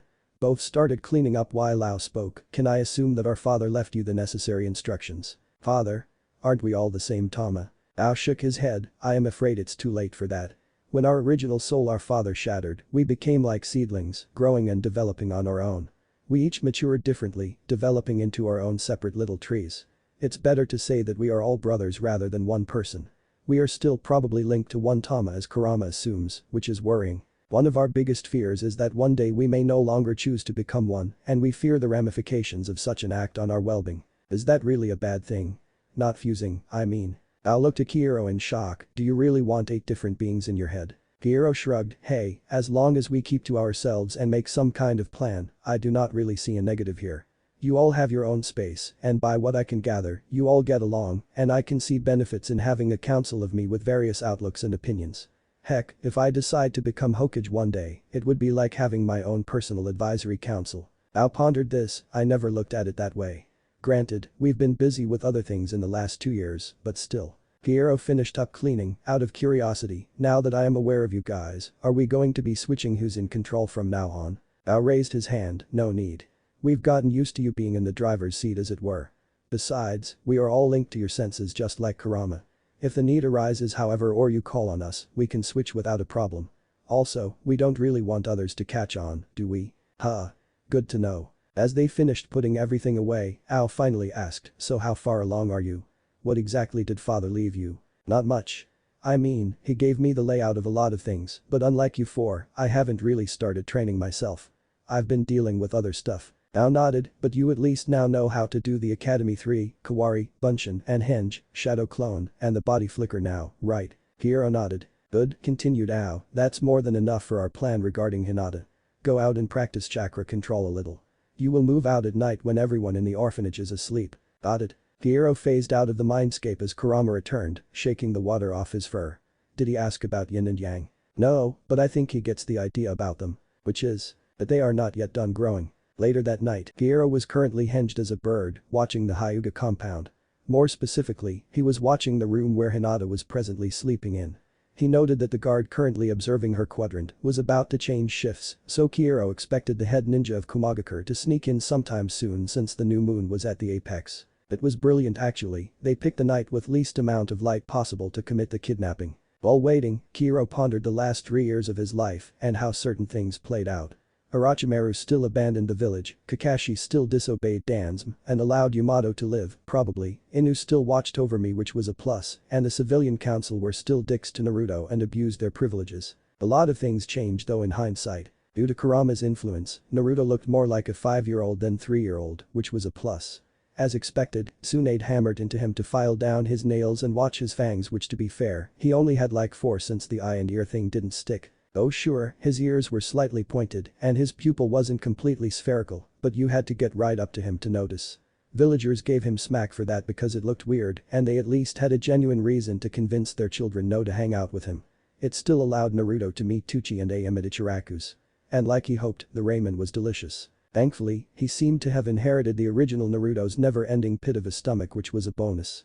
Plus, unlike the original, he actually orders extra vegetables to counteract the sodium in the dishes. He was not going to be short like the original. Getting Jiraiya into high gear seemed to have done some good as well. As he promised, he visited Naruto on a much more frequent basis to see what was happening. Hiro couldn't prove it, but he suspected that Jiraiya had something to do with the staff in the orphanage, changing some time ago to retired shinobi who treated him like a decent human being. He also suspected that Jiraiya had something to do with certain business ending unexpectedly for overcharging or kicking Naruto out of their establishment. I wasn't going to complain. Plus, based on what I heard before I became enlightened as it were, Jiraiya was already looking for an apartment for me live in on my own. Maybe he assumed since I grew faster I matured faster as well. With my new mindset, I can actually support that theory. The sooner I start to live on my own with a stipend from my godfather and maybe Jiji, the faster I can start training in private. Same was with the Hokage. I still called him Jiji, which I found hilarious, and I was still working my way to being his honorary grandson. I wasn't going to do anything about Asuma leaving to join the 12 Guardians in 2 years since that was needed. I am however planning to do something with Itachi though. Based on my math, he joins Anbu in 3 years, makes captain in 5, effectively allowing Kakashi to quit and become a Jonin, allowing him to fail 4 teams, leader of Anbu in 6, and abandons in 7. For my plan to work, I have to get to him after he makes captain, but before Shisui dies and he turns traitor. If all goes to plan, it will be my divine move in this timeline one for the better. Tsunade turned out to be the biggest change maker. For one thing, Hinata's mom is still alive. Turns out, Hyuga died from undiagnosed complications during Hanabi's birth which became fatal. But since Tsunade was around, it didn't happen. Tsunade also used her considerable power and position as a senju to both hold back the worst of the council, especially the extra one that had to join, since the ninja council opened her seat again and head up the medical nin program again. I am somewhat torn about it. I am happy since it will mean fewer people will die in the future and the students who fail out the academy have an option to join them instead of going to civilian school. On the other hand, I am torn about the possible ripple effects I haven't foreseen, the biggest of which include the people Tsunade would have saved over the years if she was still traveling. Oh well, they were NPCs so who really cares?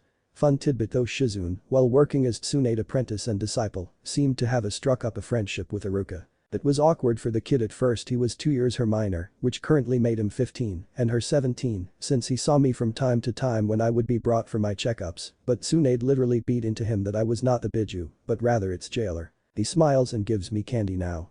Hopefully, he still becomes Nero's teacher in the academy. Plus, I enjoy playing matchmaker with him and Shizune. I smell a summer wedding by the sea. Edit. Yumino means sea and Aruka means dolphin. Oh, before I forget, Anko made Takubetsu Jumnin when she turned 15 this year and is apprenticing with Abiko in Konoha's torture and interrogation force. Got to remember to get to know her over Dango at some point so I can somehow remove her mark in the future. She deserves a happy ending too. Bakashi is only 2 years older than her. No bad thoughts. But they would be so fun together. Bad thoughts. The world is not yet ready for silver-haired Ankos running around reading Icha Icha. Speaking of which, I should really give that series a try. Jiraiya still managed to find time to run his sparring, train his sage mode, and somehow still write his books. Looks like the pain of associating Naruto with Minato and his failures really held him back. Thank Kami that was corrected. A yawn snaps me out of my thoughts. I note the Hyuga watching that quadrant slowly dusted himself and began to walk away. I quickly checked the most likely point of entry and noted a figure hiding in the shadows. Right side covered by bandages and headband, goatee, snarky self-confidence. So it's time. The Council of Naruto really have decided that the main reason everything went downhill is that Hiashi intercepted the thief during his escape and quickly killed him. Despite the sinister nature of the visit, Kumagakure demanded Hiashi's head as compensation, as per the agreement in the treaty they had signed, or risk starting another war. Left with not much choice, Konoha has seemingly handed over Hiashi's corpse, but it was, in fact, that of his twin brother Hisashi, upon whose death the Byakugan was sealed away. Which made thinking up a plan to prevent all of this rather simple. Interesting little tidbit about the architecture in the Hyuga clan district. To give all their members privacy within their homes, they specially reinforced the materials to be able to block the see-through ability of the Byakugan. However, it also made it so that strong chakra signatures couldn't be detected inside the structures. I mean sure, the people would feel something, but it would be difficult. Outside, however, was a different story. Hiashi woke up the second he sensed the massive chakra flare coming from the direction of Hinata's room. Quickly getting dressed while Higure promptly consoled a crying Hanabi as her crib was for now in their bedroom, Hiashi ran to locate the source of the flare. He arrived at Hinata's quadrant to see the delegate from Kumo being tied up and paralyzed by the guards on the scene, while some of the attendants were checking his daughter. Realizing they were performing the standard test for poison and blood extraction as well as a sack in the corner, Hiashi made a reasonable conclusion before 3 Anbu arrived. Usually, Anbu couldn't enter a clan district uninvited, but there are regulations in effect that allowed emergency entrance if a disturbance was felt or reported. So they investigated. A shorter Anbu quickly got up and approached Hiashi. Hiashi-sama, we detected an unknown and large chakra flare from this area. Can you please explain why your guards are currently tying up the delegate from Kumo? Hiashi stared at his guards who looked up as they finished. Forgive me Anbu, but I just got here before you arrived. Based on what I can see, it seems that my guards have caught this Kumo-nin in the middle of kidnapping my eldest child. Is that correct? The guards nodded. I do not, however, know who or what caused that chakra flare that alerted us. I can only assume that it was someone from the village since they alerted us that the crime was occurring. The Anbu swore as he took the information in. Hiashi-sama, the peace accords were just signed. Hiashi nodded, and we caught a ninja attempting to steal from us. I doubt that was covered in the treaty. Plus, he is still alive. Hatching the meaning, the Anbu nodded. His 2 subordinates grabbed the delegate and shunshined away. Hiashi-sama, please report to the Hokage to explain what happened here and make a report. I'll be there in an hour, Tori. I need time to let the elders know what happened and to corroborate the story with the other guards. Tori nodded before he shunshined away. Hiashi watched as Higure rushed to a terrified Hinata and hugged her. Hiashi wished he could have done the same, but he had to maintain a stoic face. He was the head. He noticed his brother Hisashi and nephew Niji in one corner watching the scene. Niji had just received the accursed seal on his forehead today and was still wearing the bandages. Confusion was evident on his face as he seemed to be asking his father questions that there were no easy answers for. Noting his brother's panic, Hiashi gave his brother a nod, one which Hisashi returned after a surprise. Tonight, Niji would learn the dark truth of what would have happened had Hinata been taken to Kumo. And what would have possibly happened if the delegate had died by Hyuga hands. This was not a conversation he would wish on a 4-year-old. As Hiashi was about to leave to change for his meeting with the Hokage when he felt a presence watching him. Activating his Byakugan, Hiashi searched the surroundings until he spotted a crow watching from one of the trees near Hinata's room. Observing that the crow was just that, albeit with a stronger than expected chakra network, Hiashi decided to chalk it up to paranoia as it cawed and flew away into the night. Then Kami that the true henge gives me the actual physical characteristics of whatever I am transforming into it. How no one has ever noticed this with the original Naruto is beyond me. Although, it could be the effect of being a Jinchuriki of the Kyuubi. I mean, Kitsune our trickster. Hour later, Hiruzen rubbed his head in annoyance as he as well as Ibiki and Inoichi listened to Hiashi recount of what happened earlier tonight. I need to summon Jiraiya, give me a moment. Reaching out for a scroll in one of his blood-sealed cabinets, Hiruzen quickly unfurled something Jiraiya made recently for convenience. A bastardization of Minato's Hiration as his student described, it was basically a two-way teleportation connection between a pair of scrolls. It allowed Jiraiya to quickly be summoned to a scroll paired with his and back, cutting his travel time significantly, as well as the expediency of his information. It had significant downsides, however. One was that it required Jiraiya to find a remote area to use his scroll, as he needed it to remain hidden, so he had a point to return to, and so that it wasn't moved by an enemy. Second, he needed to be sent back and called in by a person from one end, which at the current moment was his sensei. Third, and probably why Jiraiya called it a bastardization, he could only link the pair. If Jiraiya ever managed to overcome the summoning and number limitations, Hiruzen suspected that he would be able to create high-speed gate points for Jiraiya to use and if possible, other ninjas as well. The tactical advantages of this were astronomical at best. This wasn't even accounting the potential economic profits as well. And all because Jiraiya needed a quicker way to get to his godson in case of emergency. Hiruzen wasn't going to push for Jiraiya to finish this innovation of his. Space-time ninjutsu and genjutsu were difficult enough as it is, and fusing the two together wasn't something he was going to rush. The only reason Minato managed to complete Hiruzen was that he was a genius and because Kushina helped. In any case, Jiraiya responded almost immediately and was summoned. Noting the atmosphere in the room, Jiraiya slouched. What happened now, sensei?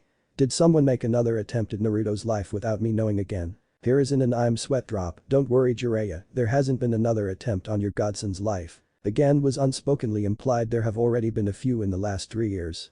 Most done by the civilians, a few by ninja who couldn't control themselves after losing their loved ones, and 2 by foreign ninjas who were visiting the village at the time for whatever reason. Those 2 only had their minds wiped and let go. The rest were dealt with accordingly. Jiraiya sighed, lay it on me sensei. One explanation later, Jiraiya crossed his arms. I know that Kumo is desperate for more bloodlines since they are rebuilding, but this doesn't sound like a. You can tell as well? Inquired Hiruzen. Yeah. The Hokage may be a bull-headed militaristic muscular hothead, but he isn't stupid. No, this screams planted fake mission. Hiashi looked up. How so, Jiraiya-sama? Jiraiya looked around. Are the Anbu in the room? Hiruzen shook his head before Jiraiya made a few hand signs to create a privacy jutsu. This feels like something Dansm would do. Everyone frowned. Hear me out. Dansm always wanted to get his hands on a Byakugan for his root program, but he never could. This sort of backhanded tactic sounds just like something he would do. Hiashi, barely containing his rage, asked the question, how so? This is going to sound crazy mostly because of how far-fetched it is, but here's how I would do it. I would falsify a mission from the Hokage to the delegate with no actual meeting occurring and make it S-class to prevent him from talking. Then, intercept him with ninjas disguised as other Kumo ninja to take the Hyuga off his hands and into Dansm clutches. In the process, they would mind wipe said delegate to forget he ever had the assignment. We would scream foul play, they will play the show me the evidence card, we will claim mind wipe, they claim how, and we go deeper and deeper into the whirlpool. That's not even considering the backlash at a Hyuga killed the delegate. If they did, I would have to save face by demanding a Hyuga in return, either because it was his plan or because he needs to show strength. Inoichi inquired, you suspect that Dansm has a hidden Yamanaka en route? You suspect he doesn't? I wouldn't be surprised if he had members from all major clans other than the big 3. Uchiha and Hyuga watched their members too carefully to pilfer one, even if killed in the field, and the Senju line is for all intended purposes dead. Ibiki considered what he heard. What is our course of action then? Jiraiya noted the go-ahead nod sensei gave him. Pushed on, simple, we double down. Ibiki interrogates him to confirm my theory and get anything interesting out of him. Inoichi goes in afterward to erase the events of last night from his mind and the memories of getting this mission. Hiashi goes back to his clan and makes sure this stays buried. The fewer people know about it, the better. Outside the council, of course. We send the delegate back with the signed treaty and we wait. If A doesn't make waves, then we know that the Hokage had nothing to do with this. If he does make waves and I will know and tries to find out what happened to this guy, he can't make an inquiry since he would have to admit that he sent out a ninja to kidnap a Konoha citizen while we had a peace accord. Either way, it's a win-win in my book. Hiruzen smirked. Does anyone disagree with Jiraiya's proposal? Good, then carry on then. Jiraiya, stay behind. Everyone else bowed before leaving. Hiruzen took out his pipe and started smoking it. Jiraiya, you sure you don't want to take the hat off my shoulders? Jiraiya smirked, sorry sensei, it's not for me. I just can't see myself behind the desk for the rest of my life. Plus, I love my work. Sure, I already risk my life whenever I split my chakra 3 ways to make shadow clones to help me out with my spy work and writing, but it's worth the risk of a surprise attack. I can only trust myself to look out for Konoha. Hiruzen smiled, I understand, Jiraiya. I have been trying to get Tsunade to reconsider, but she isn't budging. I may really have to consider another candidate soon. I am too old for this shit. Please, you will outlive us all, you stubborn bastard. Student and teacher shared a laugh at that. Hiruzen wiped a tear before turning serious once more, how certain are you that Dansm had his hands in this? Jiraiya leaned closer, I have the same gut feeling as when Dan died during the Second War. And Kadm's death during the war was a somewhat buried discussion at this point, not something brought up. Besides the fact that his death was odd in Jiraiya's book, even if it was the war he just couldn't buy, that Dan got sloppy and didn't set up a barrier for his Ryuken no Jutsu. Add in the fact that Tsunade seemed to have developed hemophobia, a death mark for a doctor, as well as losing her fiancé, all screamed cover up to the spymaster. Add in the fact that Dan's, or rather his supporters, were pushing her to settle down and marry someone else to continue the Senju line, just solidified the conspiracy. Jiraiya suspected that Dan's was against the union, since he had nothing on Dan. Whether or not he wanted the line to die off or actually continue was uncertain since Tsunade left the village. Dan's never made a move on her that Jiraiya knew of, but it wasn't something he wanted to bring up. Hiruzen, aware of his student's theory, didn't outright dismiss it. Tsunade has finally gotten over her fear with the help of Inoichi, the one Yamanaka Hiruzen trusted outright, who in turn admitted that the phobia was rather firmly rooted in her mind to his liking. Plus, ever since then, there have been subtle inquiries into whether or not her eggs could be donated. No one questioned if Tsunade could still conceive a child despite being in her early 40s. However, using surrogates would be more efficient. There was no actual call or desire made yet, but Hiruzen could practically smell Dansm's gauze on the rumors. You know that there is nothing I can do about this, Jiraiya. I have no inside man within root. What about Kakashi? Ever since he rescued Tensm from getting the cursed seal, Dansm kicked him out. Inu is purely Anbu now. Thank Kami he never bothered giving him the cursed tongue eradication seal. With what we managed to get out of him, I managed to put a tighter leash on his root activities. What comes of that is to be seen. Jiraiya nodded in understanding, if that is all sensei, I have to get back. I was on an expedition in Oni no Kuni, land of demons. I've been hearing rumors that Orochimaru was carrying out experiments there. Very well. I hope to see you again soon. Same thing, sensei. Hiruzen smiled as he summoned Jiraiya away. After allowing the Anbu to return to the room and removing the privacy jutsu, Hiruzen sat behind his desk in annoyance. It was too late to go back to sleep, so he decided to go back to his paperwork. Oh, how he hated paperwork. He knew there was a running bet among Anbu of how long it would take before he snapped and set a pile on fire in his rage. He knew of it because he started the Anbu betting ring when he was in it.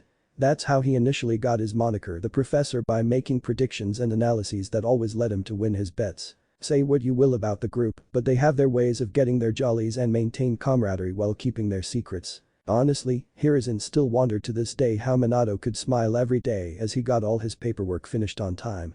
He would never tell him how he did. All he gave him was a scroll that he made him swear not to open until he finally deduced it. It was so headache-inducing. Jiraiya probably gets more paperwork than him, and he keeps up with it with his. Hiruzen's eyes bulged. Jiraiya keeps up with his paperwork with his shadow clones. Trembling in an odd mixture of rage, shock, and what can only be described as a face that was reminiscent of how could I be so stupid. Hiruzen reached for another blood-sealed cabinet. As he unfurled a scroll Minato left behind long ago that he was told never to open unless he figured out the solution to paperwork on his own. He saw only 2 passages on it. Don't maintain more than 2 shadow clones to help you with the paperwork. You can do 3 if you are certain you can risk the chakra usage.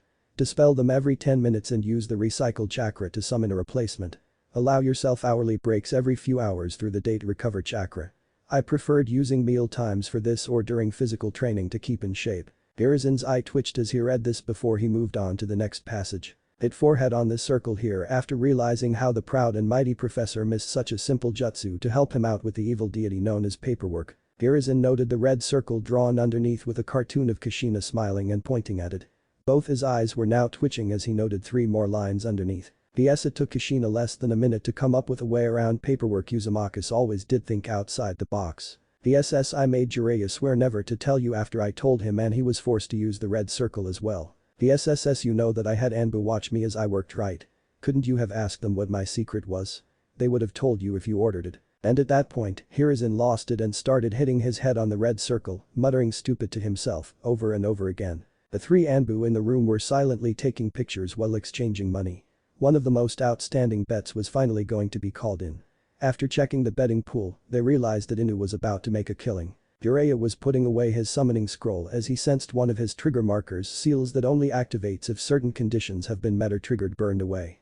He laughed realizing that sensei has finally figured out a way around paperwork. As the slip-up he made finally reached his ears. Anko woke up in a shock from her bed, looking outside her apartment window, as if sensing someone in great pain and trauma that wasn't caused by her. At the exact moment Hiruzen started smacking his head, all other current cages either woke up or stared in the direction of the land of fire, sensing that one of their kin has finally managed to defeat the demon known as paperwork. The crow who watched everything transpire within the office, even reading lips when the privacy barrier was set up, was rolling on the ground outside the Hokage tower, losing his mind laughing after witnessing the spectacle of Gigi realizing he could use shadow clones to help with paperwork. Garama and the rest of the Narutos who were watching this through their collected senses were rolling around on the ground, hollering and losing their minds. Ao slowly got up, still clenching his stomach, and wiped away a tear. "Oh Kami, I know we were planning to tell Gigi how to do this in the future, but that was so worth it.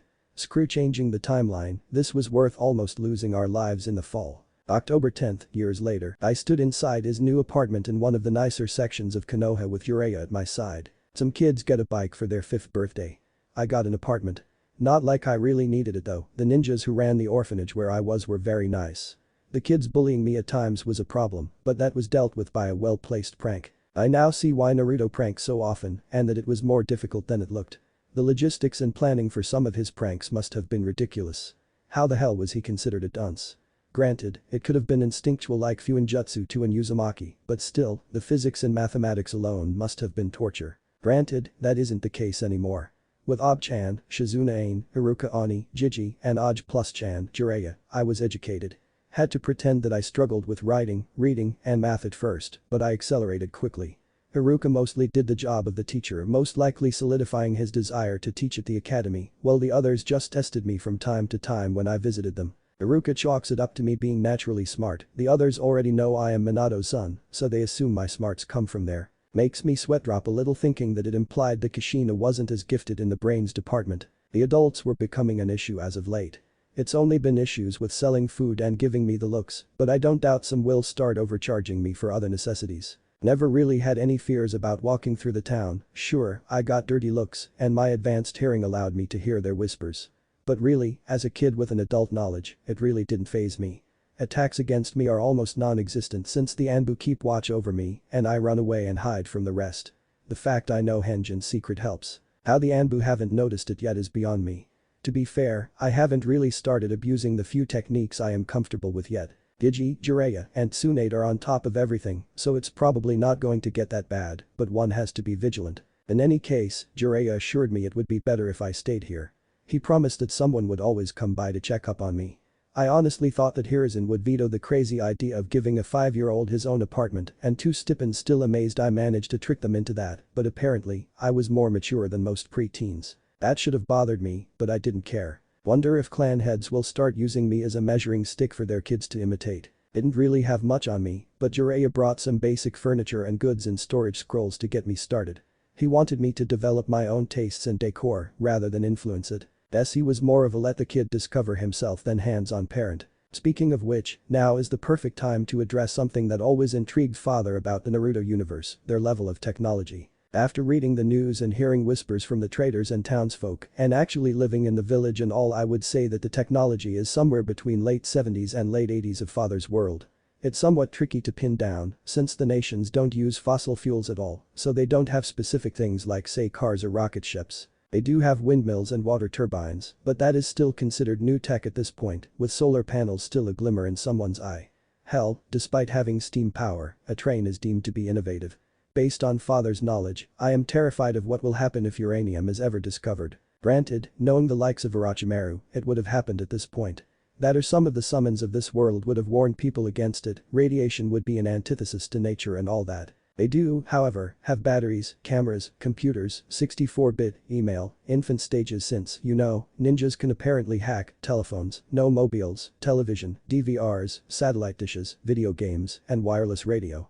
There are other things, but these are the big ones. Some places have more advanced technology in specific fields, like the Land of Snow with their trains and power generators, and the Land of Sky, with their advancement in aeronautics coming to mind. Other things that I can at least consider the norm are around, some aren't. Credit cards or the very notion of credit don't exist, long-distance money transfers do, however, so that's a thing. Pesticides haven't been created, but genetic engineering and study of DNA are, so that's a toss-up. I will admit that their knowledge regarding sciences is more advanced in general to keep up with all the plants and animals that are affected in multitudes of ways by chakra. That's not even considering all the poisons and viruses out there in the world. Printing presses are a regular thing, as are vinyl and cassettes, so big plus for me there. Can't wait till they figure out how to store music on discs. Walkmans are weird. Video games are alright for now, they seem to be following the same pattern that Father's World did. The music itself is an issue, but that is probably because there are so few genres. Although considering that survival is still a major priority for some people, and that technology isn't particularly widespread, it is accepted. I mean, even in the manga, farming and fishing seem to be the primary way of living. Entertainment hasn't really caught up socially with the advent of television. Theater and live shows are still considered more popular than say movies, albeit the distance is shrinking. TV shows themselves haven't caught on yet. Most television programming is more informative and news-focused. I am chalking it up to the fact that the people haven't figured out about advertising, so they have no need to make TV dramas or soap operas to market them. Add or the fact that not enough housewives actually exist in the nations to market off of them. Wonder if I can get a computer and start making the digital music our father has memories of. That would require a band for other stuff though. Anyway, I am getting off track. In summation, the technology present in the nations is decent is what I am saying. So, any plans little Gaki? Smiled Jiraiya.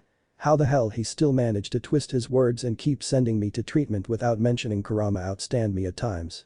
I've heard of phrases like double talk and stretching the truth, but this is ridiculous. Hopefully, with my newfound freedom, maybe I can convince everyone that I found out about the Kyuubi through reading on my own. Yeah, they can't argue against that. Not much, Jiraiya-san. I use Oj plus Chan sparingly since I already call the Hokage Jiji. Speaking of which, Hiruzen is an actual grandfather now since Konohamaru was just born, which unfortunately caused Asuma to leave to be a member of the 12 Guardian Ninja. Turns out since Asuma's sister who was younger gave birth to Konohamaru, Hiruzen has been trying to talk Asuma into finally settling down. I guess things were set and Asuma left. I knew this was going to happen, and since I never actually met the guy I wasn't too hung up on it, unlike Jiji. Jiraiya sat down on the couch he and his clones, and thanks for that excuse in the future regarding the Jutsu, have placed in the center of the room. Well, say it out loud. Speaking your thoughts helps sometimes. I shrugged, nothing fancy I guess. I mean, it's spacious sure, but it is still a one-bedroom apartment with a large studio-like living room. I guess I'll take advantage of it and make as much extra space as possible, probably have shelves put in everywhere for stuff.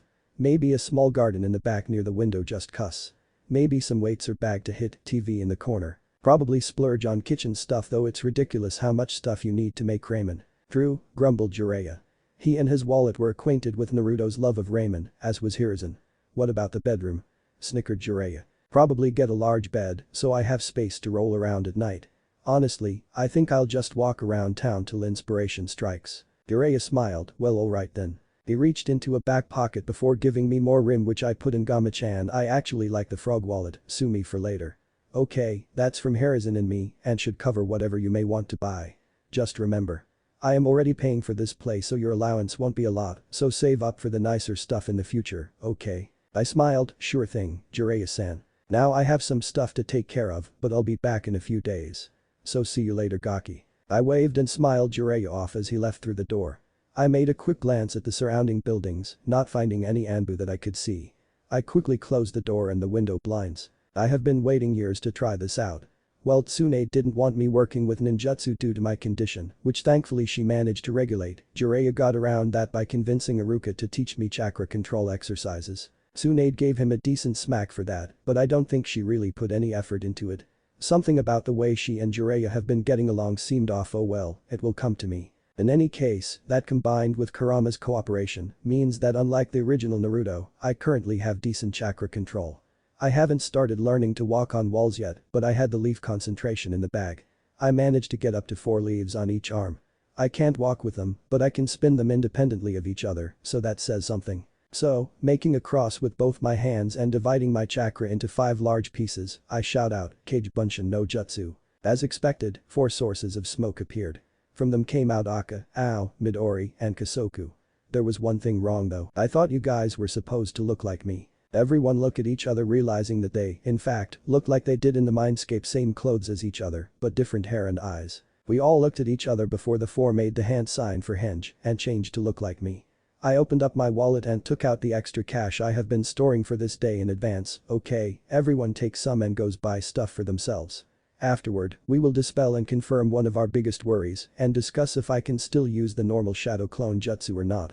Got it. Break. The other 4 snuck out the back window while I exited through the front door, allowing whatever Anbu that should be watching me stay only with me. The day should be interesting. Aka, man, walking around the village felt weird. After spending almost 5 years inside Naruto's head with Kiro driving, it felt odd just walking around the place. And if that wasn't enough, all the looks people keep giving me were annoying. How Kiro deal with it is beyond me. If anything, the whispers just keep pissing me off more and more. To be fair, Midori finally managed to convince Kiro to start pranking like the original Naruto. Instead of attention though, we did it for stress relief. And practice, let's not forget that. It was remarkable how easy it was to break into the civilian stores and set up some stuff during the middle of the night on a time release and the like. But venting, definitely venting. I hinged into random older kid before I enter each store on my walk. So far nothing interesting struck me. I did, however, get some practice targets, a punching bag, an anatomically correct dummy with Tenketsu points and the chakra pathway system, one with pressure points, and a Mukyanjong dummy. Since I thought Kasoku could use it, he was the martial artist among us. I did pass a weapons store, but figured Midori probably bought something from there already. Books. Not my thing, I leave those to Ao and Kiro. I did grab books on wire strings and grappling since they looked interesting. Honestly, having a fire affinity was so annoying. There wasn't really anything I can practice to prepare myself since all fire jutsu father knew were big and flashy. I mean seriously, whatever happened to tact? Earth jutsus are amazing for trickery and survival, water jutsu are versatile, lightning and wind are okay, but fire? It's all about the how much widespread chaos you can cause. No subtlety whatsoever. Why can't it have something useful like a jutsu that gives you fire claws or something that increases the heat in the surrounding area to distract your opponent? I was so mad that I almost missed the shinobi store. I didn't really notice the name as the scrolls on the windowsill caught my attention, jutsu scrolls. I practically gleed as I walked into the store. Then I saw the prices. No wonder clans were powerful if C-rank jutsu were this much, and clans had hordes of their own jutsu. How were civilians supposed to compete? Suddenly, the academy only testing 3D rank jutsu suddenly made a lot more sense. Wonder if I could steal the old scrolls clans threw away in the trash. I mean, they got to rewrite old scrolls onto new ones from time to time. On that train of thought, whatever happens to the stuff people lose in the forest of death during the Chunin exams? Food for thought. It also explained why so many people hated the Uchiha, their Sharingan, and its ability to copy other people's jutsu basically guaranteed them a never-ending cash cow. And a library of techniques that really grinds my gears. I was so stuck in my train of thought that I missed the shopkeeper walked up to me, "See anything you like?" DCH not really. If the prices weren't an issue, the fire jutsu selection is. Oh? And what do you have against fire jutsu? I raise my hands in annoyance, it's all just so dramatic. I mean look at this, the fire release. Flame family basically breathes out something big and bulky to obliterate your enemy, fire release. Great branch trifecta involves raining balls of fire and the like, and don't get me started on the Uchiha clan's secret techniques. I mean, you have useful jutsu like fire release. Dragon fire technique Katen. Rika no jutsu since it requires wires to work, meaning you can aim for surgical precision. Then there is this fire release. Running fire Katen. Hibashiri, which allows you to create a stream of fire you can manipulate. Hell, get good enough, you can literally circle your enemy into a trap. The shopkeeper watched me in fascination. "You're hinged into a civilian, right?" I looked up annoyed. "No, what gave me away?" He smirked. "No need for the sarcasm, you're not the first academy student who tried improving their graduation chances by learning a higher rank jutsu. You are however the first to show at least some knowledge about what you are looking for." He went behind the counter and gave me a scroll. "Here, this will help. It's the first of a series. The later ones become restricted, but I think you'll make the rank in the future." I took the scroll worryingly and noted the name, Hans Seals. Guide to Jutsu. I looked up at the shopkeeper for clarification, my rage subsiding. Everyone knows the 12 Hans Seals. Bird, Tori, Boar, Eye, Dog, Inu, Dragon, Tatsu, Oxushi, Tiger, Tora, Snake, Me, Rat, Na, Horse, Yuma, Monkey, Seru, Hare, Yu, and Ram, Hitsuji. What no one really thinks about is what they represent. This caught my attention. No one really asks where jutsu comes from.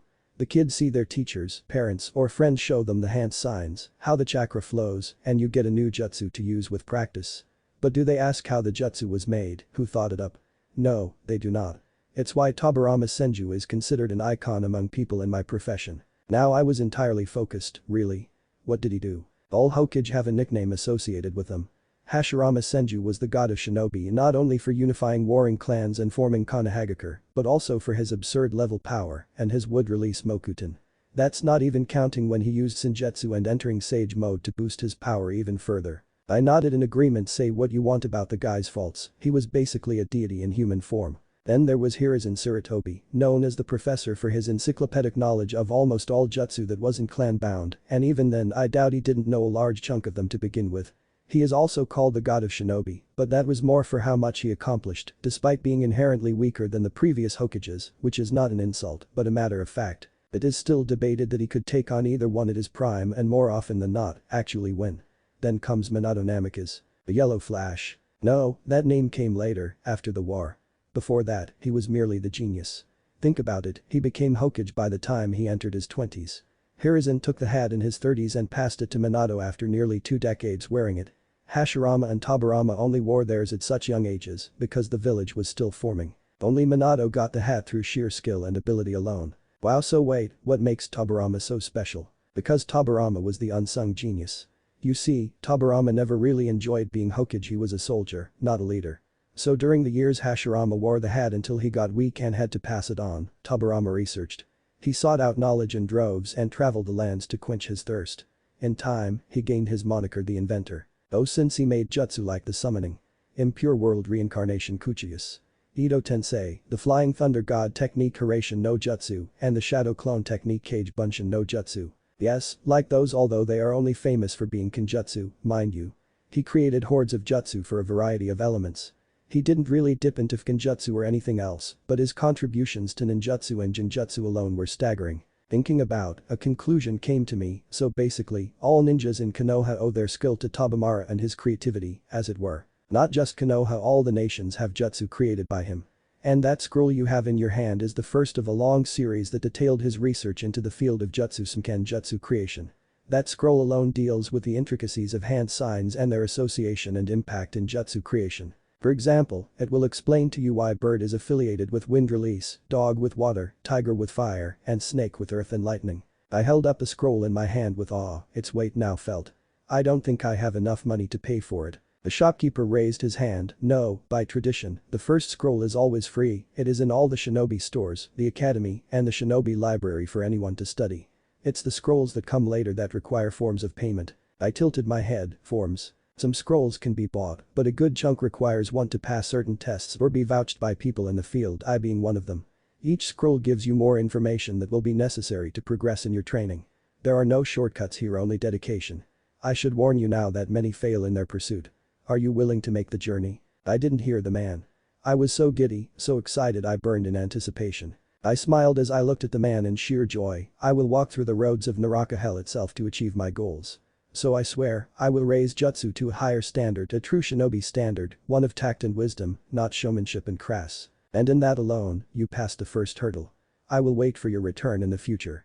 When you come back, just ask for the next scroll of the series. I bowed, and I shall. I left the store, sensing that I wouldn't need to buy anything else today. I probably walked around for hours in exploration until I walked up to the dango shop.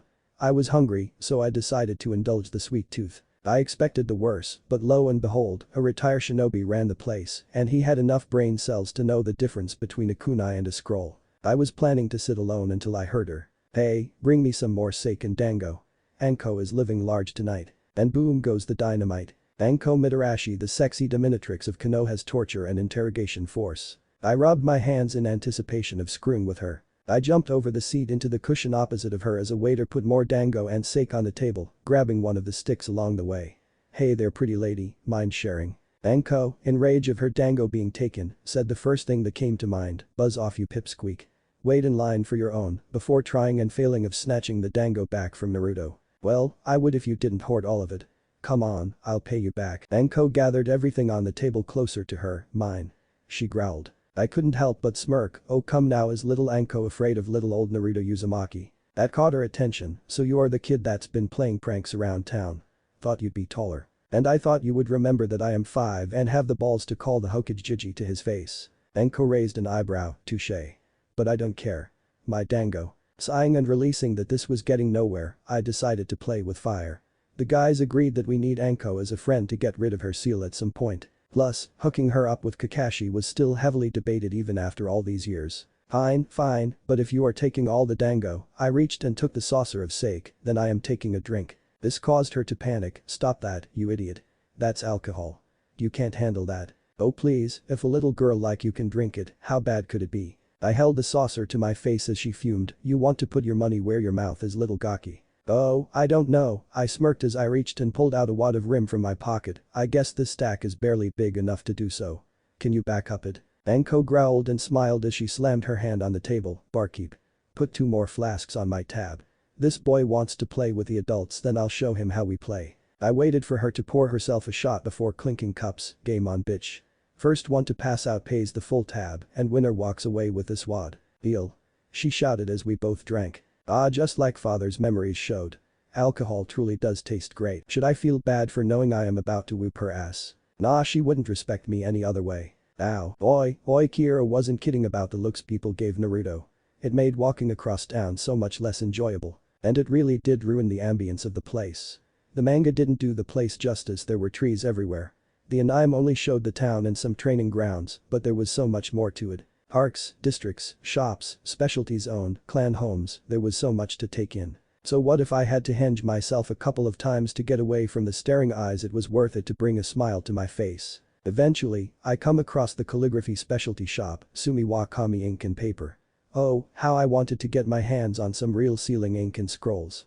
It's one thing to practice within the mind, but it's another to apply it in the real world. The Uzumakis were specialists in Genjutsu, and I plan to continue the tradition. Shopping for materials proved to be more expensive than I realized, so instead I bought the Genjutsu skill books to build a foundation, rather than the supplies.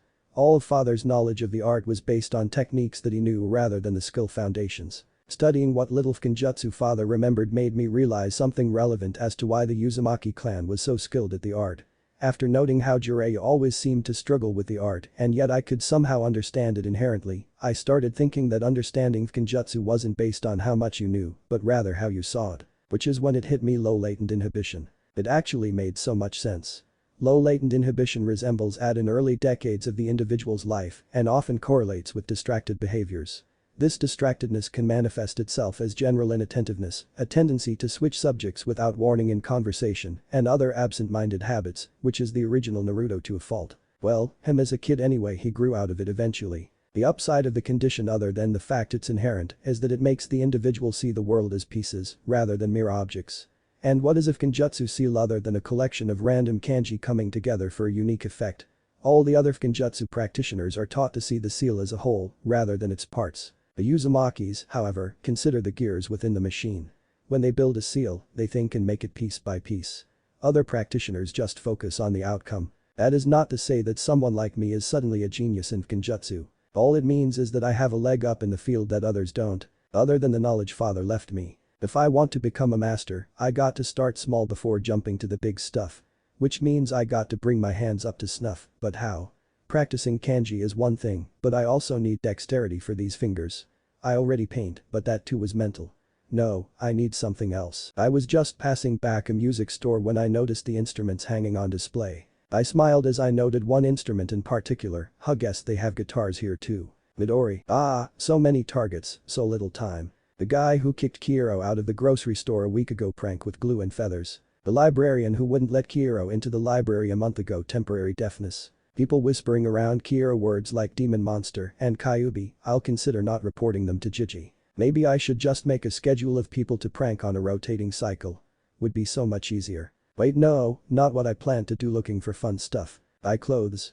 No, Kira wears orange, Naruto likes orange, ergo I like orange. Buy books. Ao likes books, Kira likes books, Kasoku sometimes likes books. Someone will buy something. Explore. Nah, do it later. Busy jumping from building to building. Go see other stores. I could use henge, but it would be boring. Nothing exciting in civilian stores. Pranking supplies. Kiro always goes for subtle. I need a big showy prank. I freeze in midair and almost fail the landing. I run down to gawk at the shop in front of me.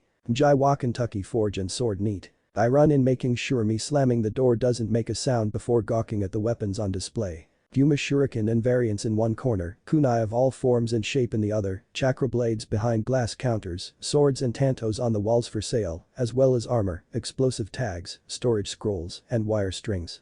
There are even specialty items like senbon, kusurigama, some shikamazu for the elderly, and also a fan or two with a kusurigama nearby. So much awesome stuff must not drool. Why did we let Kiera hold on to Gama-chan? No way I have enough money to buy anything here. Oh well, time to draw and make ideas. I took out my pen and notebook as I started scribbling stuff down. So many ideas, so little time. I wonder if they have a grading system to their swords like Mido. Can I help you with something? I turn girl, same height as me, gray eyes, black hair going brown in Chinese-style buns with short fringe bangs framing her face, child-size kipao-style blouse, bandages covering arms and smudges from smoke. Yup, it's her right just like in the manga. I give my friendliest smile, nah, just looking around. This place gives me so many ideas for weapons I want to make one day. She actually squealed and gets twinkles in both her eyes, really? You like weapons too? Like them? Like them? I love weapons. I shouted as I waved my hands in the air with one and book in separate hands. I want to grow up and be a ninja of renown for my bukijutsu. Me too. Said the girl practically jumping for joy. Everyone says that a ninja can't get famous unless they have a fancy jutsu or something. I call bullshit as I deadpanned. If that were true, then we wouldn't have the treasured tools of the Sage of Six Paths be infamous to this day, or have the 7 ninja swordsmen of the mist. I know, right? I raised a finger. Let's not forget about Taijutsu masters or clans that specialize in close combat fighting. Hyugas may be short-sighted by not using any ninjutsu or genjutsu, but you can't deny the fact that they got famous by only relying on taijutsu. Then there are guys like Might Guy. She tilted her head. Might Guy. Nin, master of who knows how many fighting styles and possibly weapons, as well as the only one in the village who is able to use at most 6 of the 8 hachimen.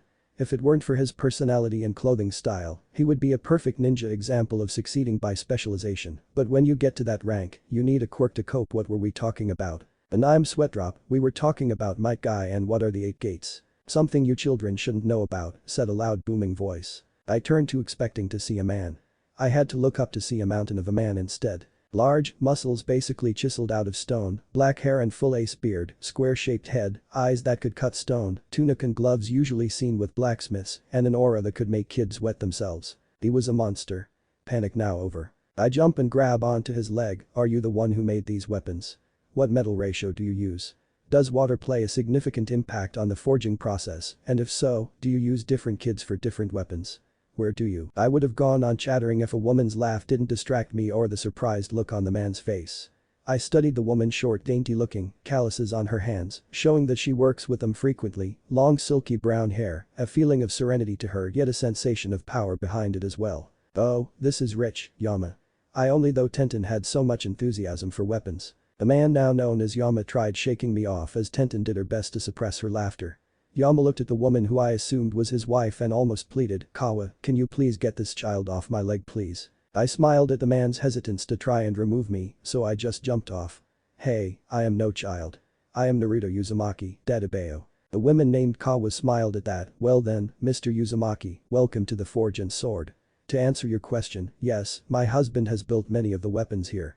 Some were made by I am, a ninja tool inventor, so those have to be specially ordered. And as a craft store, we can't disclose our secrets to just anyone who passes by. We have our honor as craftsmen and as members of the Hyaku clan. I sulked for like a second. Wait a minute, Yama Hyaku means 100 mountains, Kawa Hyaku means 100 rivers, and your name is Tenten Hyaku, meaning 100 heavens. I see a theme here. Yama's eyebrow actually raised. Guess you are smarter than you look. Tenten hates it when people make a joke about her name, which is why she prefers just to go by her given. Now I tilted her head. What joke? And I'm Sweatdrop as he leaned forward. You know 10 by 10 is. I rubbed my head. No math. I hate math. Everyone in I'm Sweatdrops. Tenten was first to interject. So you like making up weapons? Then back to sulking. No, I don't know how to make them. I like drawing them and thinking up cool stuff with them, but I am too young to make them. Yama leaned back up. You look fit enough to at least start working in the forge. How old are you anyway? I raised my hand. I am 5. Everyone's bulged. A 5-year-old was not supposed to 4 feet tall. Nani? But I am a year older than you. Shouted Tenten. Granted, she reached her parents' knees, but when your parent is literally named Mountain it's a different standard. I smiled and rubbed my hand against her hair and messing it up, and one day when you grow up, you may end up taller than me and any other kunoichi in the village with a dad like that. Her face took on a slightly red tint. I didn't notice her mom smirk, nor her dad gain a tick mark on his forehead. Distraction needed. What were we talking about again? Tenten frowned and deadpanned, you are very scattered-brained, aren't you? Tsunade says I have 80-something giant Nadachi. Yama and Kawa quickly registered the phrase, realizing that the boy in front of them was the Jinchuriki. Well, Tenten got stars in her eyes, you know Tsunade, the legendary Sannin. I looked at her nonchalantly, I guess. I have a bi-monthly checkup with her to treat a condition of mine. Tenten looked confused while her parents breathed out in relief and eavesdropped, condition. You realize that I look older than a 5-year-old, right? Plus, there are these. I lifted my lip showing some of my fangs, as well as the claws since Kiro didn't file them down recently. She looked in wonder, is that some sort of bloodline? I shrugged as I put my lip down, not really. She says that my chakra system and body is slightly out of sync, so my physical energy reacts weirdly to it. She thinks that as I get older, it will fix itself, but for now, she treats in. Wow, odd Tenten, that's my idol for ya. I thought you wanted to be a weapons mistress. Doesn't mean I can't be a medical nin as well. I would be the greatest medical nin of them all, able to protect my allies and heal them. Her parents smiled. I didn't. I grabbed her wrist and pulsed some of my chakra into her repeatedly while pretending to take a pulse. What are you? I put my finger to my lips in the universal message of silence. From my father's knowledge, I recalled that Tenten only found out about her lack of inherent chakra control near the time she graduated from the academy. Meaning she dedicated a good chunk of her childhood learning something that wasn't going to be of genuine use in the future. Sure, it gave her rudimentary medical skills, and her knowledge of anatomy helped in her aiming and fighting, but better correct this now rather than later. I looked at her thoughtfully, you just started the academy, right? Yeah, said Tenten worryingly. Her parents looked on with interest. I sent one more pulse of chakra, slightly shifting it to my element to confirm my hunch. Noting her reaction, I let go of the hand and looked at the parents. Are your names as revealing about your natures as I suspect? In what way? Asked Yama. I pointed, you're earth and she is water, right? Awa smiled, he also has a fire secondary that he strengthened over time. I nodded, I thought so. I turned dejectedly as Tenten, well then, I have bad news, good news, and better news for you then. I raised a finger before she could interrupt, bad news, you don't have enough natural chakra control to be a medic nin. Tenten became dejected as I pushed on, well that doesn't mean you can't train and improve your chakra control. You will never reach the level of control needed to be as great as Tsunade, this is a fact, not an insult. I clapped my hands, good news thought. Shocking Tenten out of her gloom. Your primary affinity is wind, a perfect element for Bukijutsu. Really? Inquired Yama. No one in my family has ever demonstrated a natural affinity for it, Kawa. Awa pointed at her chin as she looked up, I think I have an uncle who has that affinity, but he is the only one. Tenten slowly smiled, and what's the better news? Time to screw with continuity, I thought. I rubbed my hands in anticipation, giving off a laugh that slightly scared her. You may not have medical nin ranked control, but you have enough along with your chakra supply to maybe pull off something else Tsunade is known for. Which is? She asked in confusion. Consider this, how is Tsunade able to break grown men and shatter boulders with her bare hands and feet? Tenten gawked, she can do that. I crossed my arms, yup, I've seen her slap Jiraiya-sama from one end of the village to the other more than once. She does it by building up chakra in her fists and legs, releasing it on contact with a target or environment, causing severe damage. If you want, I can put in a good word for you so she can show you how it's done. She paused, Jiraiya as in the Gama Sennin. As in the only recognized Kenjutsu master of Konoha. I shrug, I see him from time to time when I visit Jiji. And your Jiji is? Asked Tenten in worry. Hiruzen Sarutobi. Silence. He isn't my actual Jiji, collected sigh of relief, more like I am his honorary grandson. I am an orphan you see, and since I always get called in for my pranks and whatnot, we've gotten really close. Tenten looked at me in shock, you know a lot of famous people, you know that. I gave her my widest smile, that is because I am Naruto Uzumaki, Konoha's #1 unpredictable ninja, Databeo. She couldn't help but outright laugh at that while her parents smiled, with Kawa approaching him, well then Naruto, thank you for your offer, but I think our Tenten is too young to start shattering boulders with her bare fists just yet. I rubbed the back of my neck, sorry, figured I should offer though. She raised her hand, oh don't worry, I only said she is too young. When she is old enough, I'll consider your offer once more. Tenten's eye twinkled, if she gains enough chakra control first. Tenten sulked. I smiled, okay then. She'll catch up and be ready in no time then. Again, Tenten got a red tint to her cheeks as she smiled. Noting where this was going, Yama interrupted, since you've helped out my daughter discover her element affinity, something that I will confirm with chakra paper later, how about I give a discount on whatever you want to buy? I turned and bowed to him, "Thank you Yama-sama, but I think I am too young to have an actual weapon just yet. I wouldn't mind getting some scrolls explaining weapon forging or maybe even some relating to Bukijutsu and such." He smirked, "I think I can offer you something like that.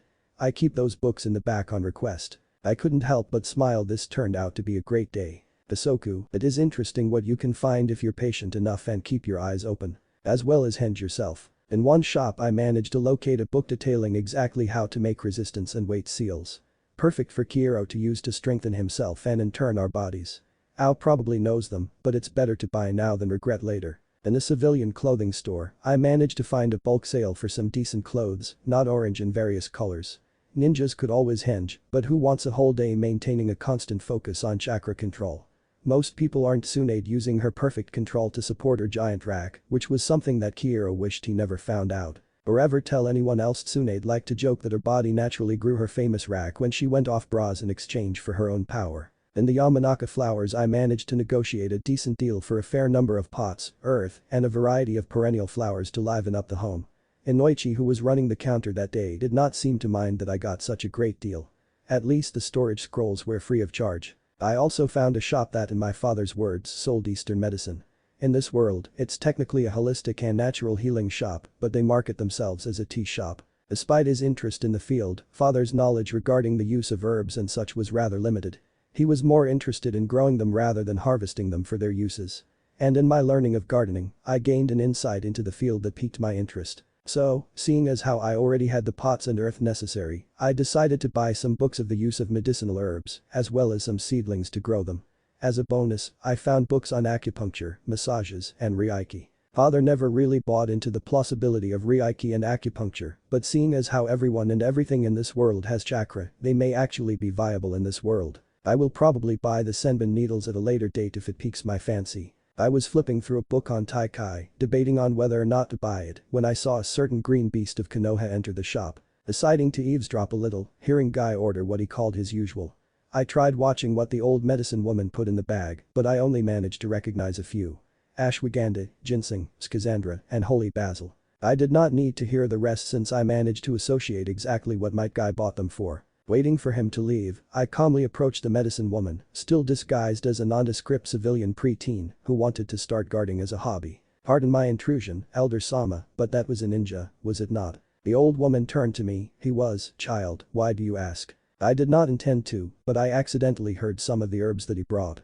"Tell me, is it not easier to see a medical nin for a much quicker if slightly more expensive form of muscle recovery, pain relief, and energy replenishment?" She smirked. "For someone who just forayed into natural medicine, you seem well informed about what I gave to my favorite customer." I bowed. "Forgive me, I simply performed some slight reading before deciding to fully commit to trying my hand in the field.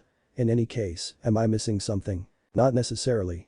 While the advancement in the field of medical ninjutsu has progressed healing in massive bursts, it also forgot some of the subtleties of the field. For example, in the old days, poison making was considered a necessary field of study to become a medic, since the only difference between medicine and poison back in the day was dosage. Now, medical students focus more on the medial aspect than the neutralization and improvisation aspect. There is also the fact that medical ninjutsu also relies on the energy of the one being treated as well. In most cases, this is a non-issue since hospitals are a controlled environment, but in the field, it only becomes viable for ninja, since civilians could pass out from sheer chakra exhaustion. There's also the rapid nature of it as well. In the hands of a professional, one can heal bones and grow muscles in moments. But if a novice makes a mistake in the healing process, they can't exactly go back and fix it. There is also the inherent unpredictability and requirements of the field. I raised a brow. This was something that our father had information about. Granted, he had some medical knowledge from his world and understanding of medical ninjutsu, but nothing like this. Forgive me for asking, but what unpredictability and requirements? People already know that to be a medical nin, one needs high levels of chakra control. As a result, most medical nin are women, since their usually low chakra stores provides them an inherently good base chakra control. However, there are also secondary requirements that most are not aware of until later, that being elemental affinity. The light bulb went off in my head. "Ah, you are referring to inherent natures of elements and their effects on ninjutsu techniques." She smiled. "Good, you understand it." Tsunade was lucky that she had a natural water affinity, as its adaptability and versatility allows her most options in healing techniques, as well as amount and degree of application, plus the number of surgeries she can actually perform without issue. Other elements are less fortunate as they are limited. Lightning nature medics are specialized in neural medicine and brain surgeries, but weak in actual treatments. Earth nature is second only to water, but they are used more in the role of stabilizers or for accelerating recovery by strengthening the patient. Fire nature is only allowed for healers and even in monitored capacity, as their element allows them to accelerate cell recovery and body regeneration, but one misstep and they can give their patient cancer. Finally, wind natures are not healers, they are only surgeons. Desired of course, but for those who spend a great deal of time learning to heal, realizing that they inherently are weak medics is rather depressing. Thinking it through, it made perfect sense. So why is natural medicine used in certain situations? First, it's something anyone can learn, which is why it's still so popular with civilians like yourself. Secondly, it has a gradual and natural effect on the person using them, there is no sudden change in the homeostasis of the body. Third, at times, herbs can do things that ninjutsu can't not. Such as elevate depression or to aid in pregnancy. Now you are getting it. If this was a metaphor, medical ninjutsu is like a hammer. Blunt, general, encompassing, strong, fast. Natural medicine is a carving knife used by craftsmen. Precise, slow, gradual, specific, patient. I nodded understanding the message of what was being told. One last question, Elder. Did Tsunade ever study natural medicine? She gave me a full smile. How do you think she figured out some of her legendary techniques? Observing the effects of herbs allowed her to figure out the body's reactions and its subsequent effects on the body. Out of curiosity, I did some mental math. Coming to a logical deduction, I inquired further, were you the one who taught Tsunade about the benefits of natural medicine? Oh Kami, no. I was barely older than her when she came to my mother for advice. She only stuck long enough to get the basics, but knowing her genius, that was all she needed. Considering that Tsunade was just in her 40s and this woman looked like Hiruzen when the manga started, I am thinking she was being generous. Being a good person, I decided to indulge her, that is nice to hear.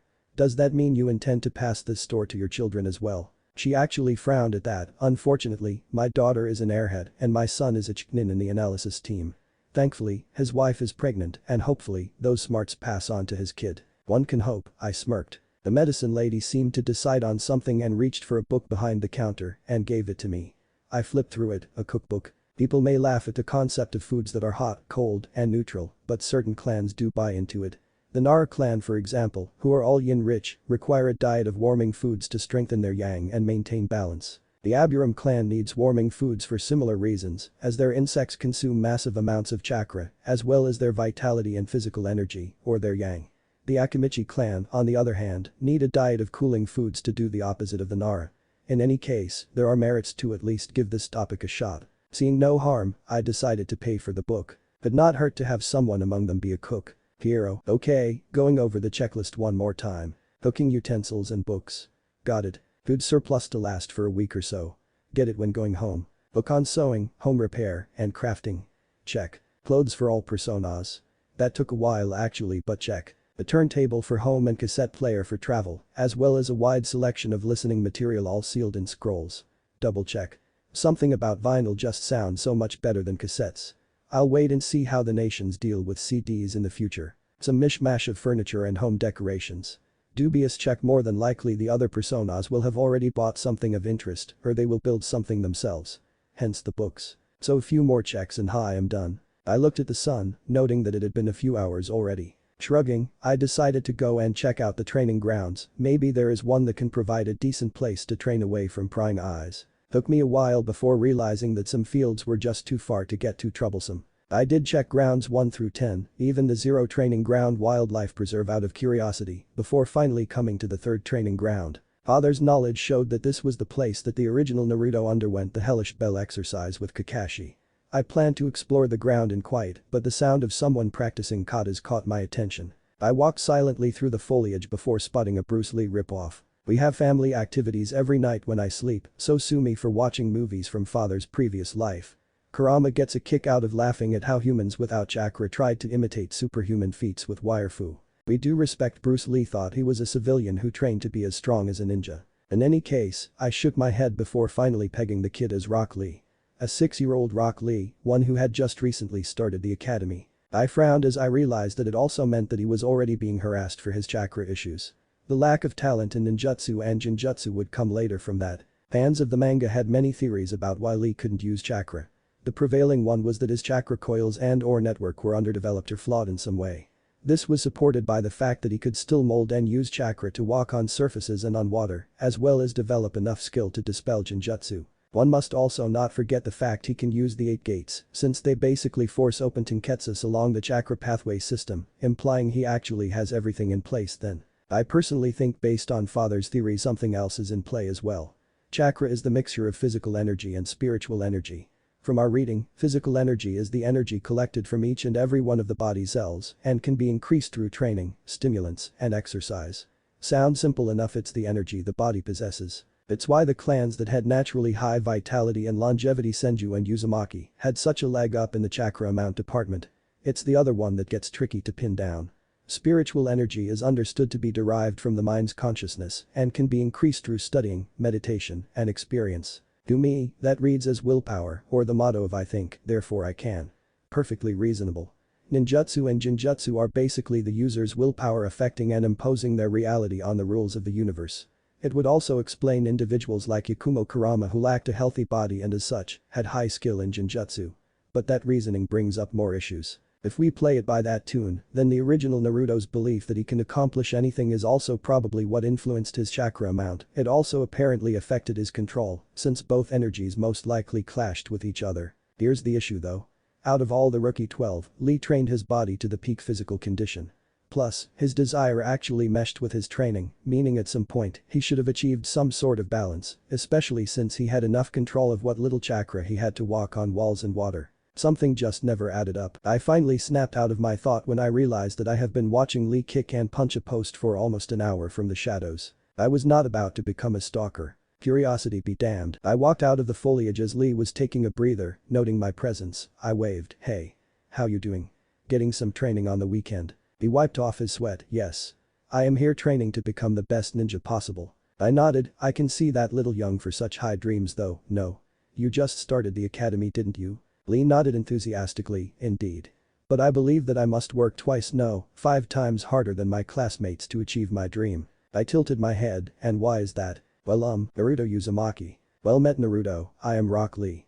You see, we have recently started training to attach leaves to our heads for chakra control." This caught my attention, little early for that isn't it? Lee shook his head, "We thought so too, but the Hokage has instituted certain educational changes as of late. Nothing serious, only slightly more leanings toward physical activities and the lessening of certain civilian topics.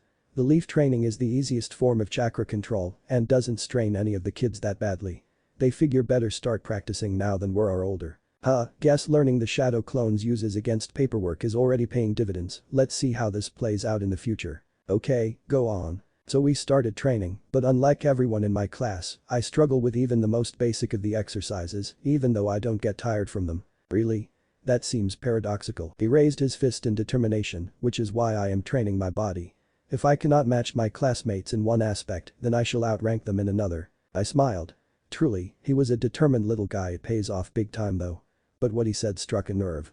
That, and if I recall correctly, he only started getting real attention when he finished the academy in 6 years. I already altered Niji's life, why not add another? "You mind if I check your chakra? I happen to have a certain talent in this. Maybe I can tell you what your issue is, wouldn't hurt." Okay, I guess," said Lee as he gave me his wrist. I started checking his pulse and sending my chakra into him in waves. I would bullshit and use father's knowledge to help him out, but being treated and basically raised by a super doctor does rub some knowledge off onto you. I've seen Tsunade do something similar enough that I snuck a medical book on chakra pathways and Tenketsus a few months back. I combined that with my chakra practice and some of father's medical knowledge to create a rather interesting skill. Quick medical explanation. The body has a chakra network which is powered by chakra coils that spread it through the body. Think of the coils as arteries and veins that make up the circulatory chakra system. All knowledge regarding the network usually ends there, but I took it a step further. Working off that metaphor and including the effects of sealing Tenketsus, I proposed that a harder vessel must exist that actually houses the chakra that the body uses. Simply stating that chakra permeates one's being seemed a bit odd, especially since if that was true, sealing off Tenketsus shouldn't cut off chakra access, unless the chakra network was very precise and chakra was stored somewhere specifically. It would also explain why civilians couldn't become ninja, even if they had a healthy chakra network. Not enough gas in the tank to work with. It's why civilian-turned-shinobi are considered the weakest since they didn't have generations of selective ninja breeding to piggyback off. Basically, the technique amounted to me striking the vessel of what was subject's body and deciphering the echoes. Some sounds include physical energy, mental energy, vessel size, and rate of production. There are others like for elemental affinities and Kekage case, but that's neither here nor there. So I started listening. His element came out as earth, which was expected. His physical and mental energy also sounded good, which was already a red flag. I checked his coils. Very, very constricted, as expected. Barely enough to allow any chakra to flow through. Then I checked his vessel. I didn't hear the echo. Scratch that, I know I hit it and I know I made a sound, but there was no echo.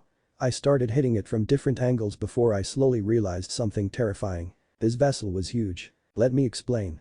My vessel Naruto's was huge, but that was to compensate for both his or rather my naturally high chakra amount, chakra production, and Kurama's chakra on top of as well. He was a stamina freak for a reason. He had chakra to constantly burn off. Lee was a different story. He had a large vessel, but a low rate of chakra usage. Granted, he could store it fine, but with his restricted coils, it was like forcing a tsunami through a faucet. No wonder he had such issues despite such strong training foundations. He was blessed with suck. He had the necessary chakra, he had the training and body needed, and the essential mentality, but his own body prevented him from utilizing his naturally vast chakra reserves. In hindsight, it made sense. He was the only one other than a few jonin who managed to perform the 8 gates, implying that he had enough inherent chakra strength to deal with the feedback, something that no genin and most chunin didn't have. Hell, it even explained how he had the stamina to keep up with the chakra monster known as Naruto. Wait, natural chakra, nature chakra, oh sweet Kami. Naruto had trouble achieving sage mode because he already had a huge amount of chakra to work within an overflowing vessel, paired with his horrible chakra control. Lee is basically an empty container since he can't get his chakra out, meaning that he always has a finite controlled amount within his body, and if rumors were to be believed, achieving sage mode has been known to achieve some rather powerful regenerative and healing capabilities. Naruto, are you alright? You're sweating a lot. I pulled my hand away from his wrist, realizing that I was in fact sweating, from fear or exhaustion. I didn't care. I slowly realized that I was staring at a sleeping dragon, a very, very big one. I started breathing in and out to control myself. Lee, I want you to listen to me very carefully. Hear me out completely before you react. We both sat down, Lee becoming both serious and frightful of what I found out. First off, your natural affinity is earth. Secondly, you will never be a normal ninja. Lee was about to cry before I raised my hand. I said normal ninja. That caused him to stop and wipe his tears away. I am not going to explain what is wrong with you, mainly because I suspect I am the only one who can confirm it besides Tsunade-san. Just understand that this is something that is never really checked, but it can be abused. Lee noted my apprehension. Good, he realizes that it is serious. What you have is a double-edged sword, detrimental if not forged properly, and potentially world-shattering if trained correctly. Lee gulped in shock. I am strong. No. You have potential to be strong, but right now, you are weaker than the average trainee. You still need training, specific training, very specific training. I rubbed my chin. I'll have to talk to someone at one point, but for now, I only have one solid piece of advice to you. Seek out a genin by the name of Might Guy. Might Guy? He is also known as Konoha's sublime green beast of prey. He is in a similar position as you, not good at ninjutsu nor genjutsu, but a master of taijutsu. Really? Yes. Tell him your story, beg him day and night to take you as his disciple, do everything in your power to convince him otherwise. And if he ever asks, tell him that you have the disposition of a sage. If he inquires, tell him that the one who examined your chakra told you this. If he reacts as expected, he will go to the person I will talk about your case. Lee wiped off his tears as we both stood up. Does that mean I can be a ninja? I smiled, yes. One day, you will make a fine ninja. Not a normal ninja, though. Rather, an outlier. An outlier? Someone outside the norm. We have great ninjas, good ninjas, superb ninjas, geniuses, savants, and even gods among men. But then there are people like me and you, outliers, uncategorizable for one reason or another. Lee stared in fascination. What makes you an outlier? I laughed at that. Trust me, compared to me, you're freaking normal. Maybe you'll find out one day. In any case, take my advice. Heck, based on the time, you can probably catch guys and dare run around the village. I pointed at the gates of Konoha. He finishes there after running the gate circumference 10 times. Lee stared in shock. 10 times. Oh, don't worry, that's just his cooldown amount. If he is being competitive with Kakashi Haddock, he will do 100 on his hands. As Lee tried to register this, I just smiled and waved as I started walking into the city, heading back to my apartment. Well, hope our paths cross one day again. And Kami, pray that it's not against each other. Hiro walked into his apartment through the front door since he still suspected that an Anbu was watching him and registered his brothers waiting for him. Aka was almost passed out on the couch mumbling something about drinking Anko under the table and winning rent money which we didn't need. Ao was fiddling with a guitar and smirking every time Aka winced at him adjusting the tune. Midori and Kasoku were fiddling around with some training dummies and a meditation mat. Alright, clearly everyone here had an interesting day. How about we address the elephant in the room and answer two of our more troubling inquiries? The Narutos got up and stood in a circle, worry clearly on their faces. Kiro noted the head nods. Kai. As for Naruto's dispelled, Kiro anticipated the mental backlash. None came. Fuck, well, that's going to be a problem. Jumping straight to the second issue, Kiro made a cross sign and used only his chakra signature to make copies. Alright, one of you try to summon yourself. One of the clones morphed into Ao, which was super weird since it was an actual morph. Kiro watched along with his copies as the hair changed color and actually grew. When all was done, two Kiros left the room, did something, and the audible sound of being dispelled was made. Well? Ao shook his head, apparently not receiving whatever the Kiros did. Double fuck, this is going to make abusing the shadow clone training method tricky. Hey, Kiro, Ao, get in here. We may have figured out a solution to the first problem. Kurama stared at the giant sakura tree that formed in the center of Naruto's. Does the term apply in this case? Mindscape, only a few feet behind his usual meditation spot. Well, he calls it a meditation spot since calling it chakra dispersal zone seemed too clinical. Kiro and Ao walked toward their brothers and Kurama, all looking up at the tree. Kiro, was this here before? Kurama, nope. It formed right after the four entered back into your mind. Scared the crap out of me when it suddenly started growing out the ground, haven't seen anything like that since the Mokuton. Midori, anyone else bothered by the fact that the sakura tree has yellow leaves instead of pink? Isoku, I think I know why. The brown-haired boy approached the tree and placed his hands on it. As he did so, brown leaves started to grow on the tree. Kiro, hey, I know what you did today.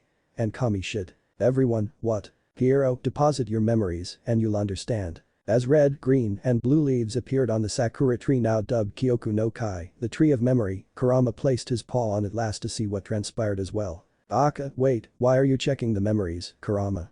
Weren't you with me today? Kurama, no, you only felt my presence.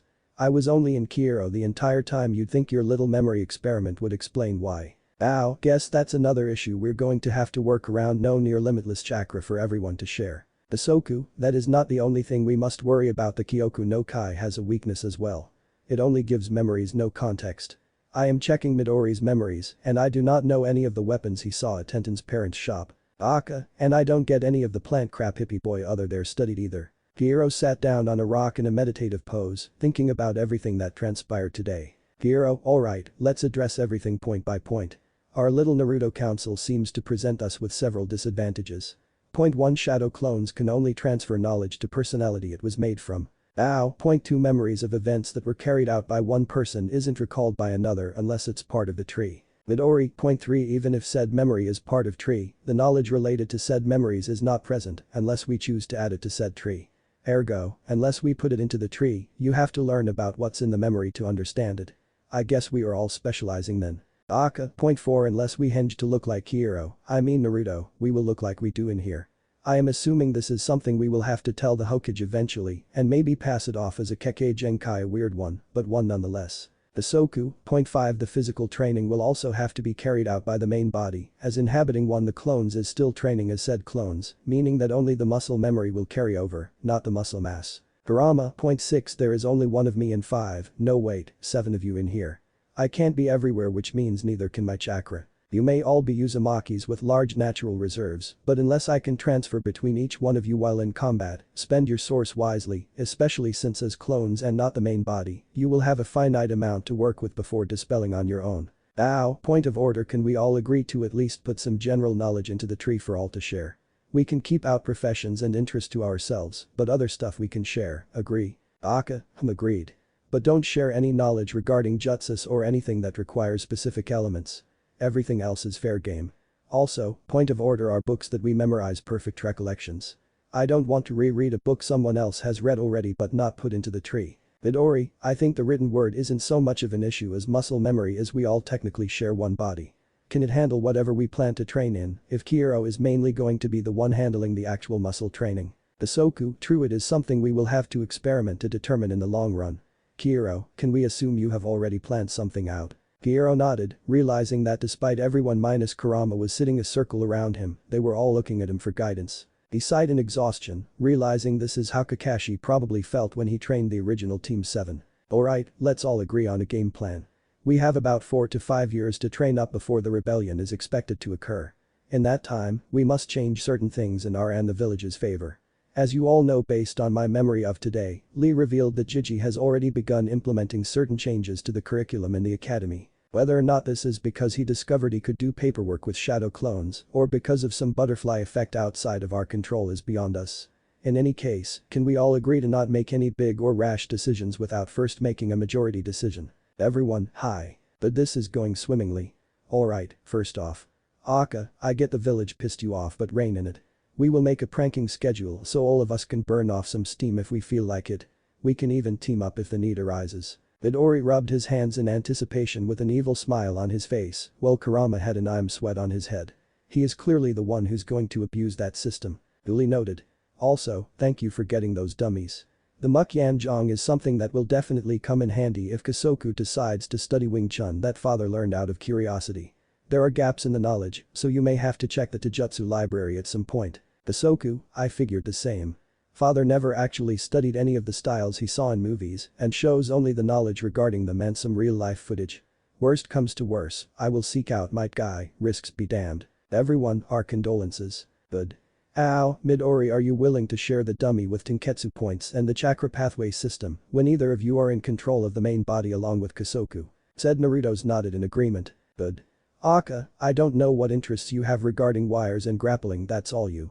I only request that you share some basics of both since they are covered in the academy and a heads up would be nice. In turn, Kasoku will share his knowledge of grappling with the tree as well, unless you can share scrolls that contain knowledge between each persona separately, something to test out later. Kasoku and Akka shared a look, pondering this as well. Also, you can keep all knowledge regarding jutsu creation to yourself. It is outside my interests and the interests of your siblings.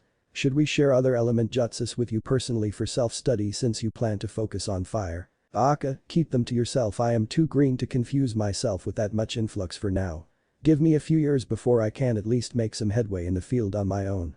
Plus, I want to focus on fire jutsus. Fine, everyone will hoard respective elements jutsu repertoire. Just tells us when you are ready. Also, just because you can outdrink Anko doesn't mean you should. Your incentive to befriend her early on is not without merit though. Ow, can I assume your Fukinjutsu studies will eventually deal with that particular hindrance? Ow, on it. It will take time since I don't have a subject to test it on. Better that way. You left the extra money with the rest of the stuff you bought, right? Akka smiled awkwardly at the glare Kiro was giving him, but he nodded nonetheless as he rubbed the back of his neck. But that's our splurge budget. But still, that's the last time we drink like that in public. Everyone nodded except for Akka, who hanged his head in shame and slight annoyance of not being allowed to drink anymore. He enjoyed the flavor of the sake. Now, please focus your studies on resistance seals. Our main body is too young to use gravity seals for training, but resistance won't strain our growing body. I'll buy the conductive chakra ink when you are certain you can do it. I'll practice the guitar strings to ready the fingers for you when you are in control. Ow, thanks. Midori, good job befriending the Hyaku and changing Tenten's interests. I will talk to Tsunade in the near future about possibly teaching her the strengthening technique. Can I assume you desire to forge weapons in their shop? Midori, hi. Hiro sighed, we will consider it. Can you practice Bukijutsu mentally? Good. If we find anything of interest for you, we will share it. If you get ideas that you need to write down in the real world, just give me a call and I'll make you a clone. Midori just gave a wide open smile that Naruto was known for. Seriously, it was unnerving how much Midori reminded everyone of the original Naruto. Except unlike the original, he wasn't as dense or stupid. This is a fact, not an insult. Hiro turned to Kasoku, I guess the book you brought on resistance and weight seals came in handy, huh? The brown-haired me smirked, indeed. Alright, I'll read it and now can get started on learning. I also scanned the books on herbs and other stuff you got, flipping through them should be enough for my mind to remember them perfectly for recall for you to use. Speaking of which, you want to study under that elder woman by any chance? Kasoku pondered, not for the foreseeable future. Like Akka, I do not have an understanding of which to work. Someday maybe. I will strike up a conversation in any case. For now, I wish to hone my physical skills. Speaking of which, I will check the library for all of you guys, don't worry, said Kiro as he raised his hand. Anyway, I guess my training plan is set in stone then. Which will be what, exactly? I looked at Kurama, why, the very basic physical conditioning and chakra manipulation. Kurama tilted his head, manipulation. Not control. Same family. manipulation is after shaping, which is after control. Since I am primarily in charge of the body, I have to prepare it for these guys in the future. The physical conditioning should strengthen me up and chakra control because I find using hand seals tedious. You find using hand seals the necessary part of every jutsu tedious? I waved my hand, it's too much of a hassle, no offense, Aka, to memorize them all. Sure, I'll train my hands, but I see seals as crutches. Aren't the veterans able to shorten hand seals needed for jutsu with time to like, one seal? Yes, after years of training and conditioning their body to respond to said mental command. So what? If reality can't keep up with me, that's its problem.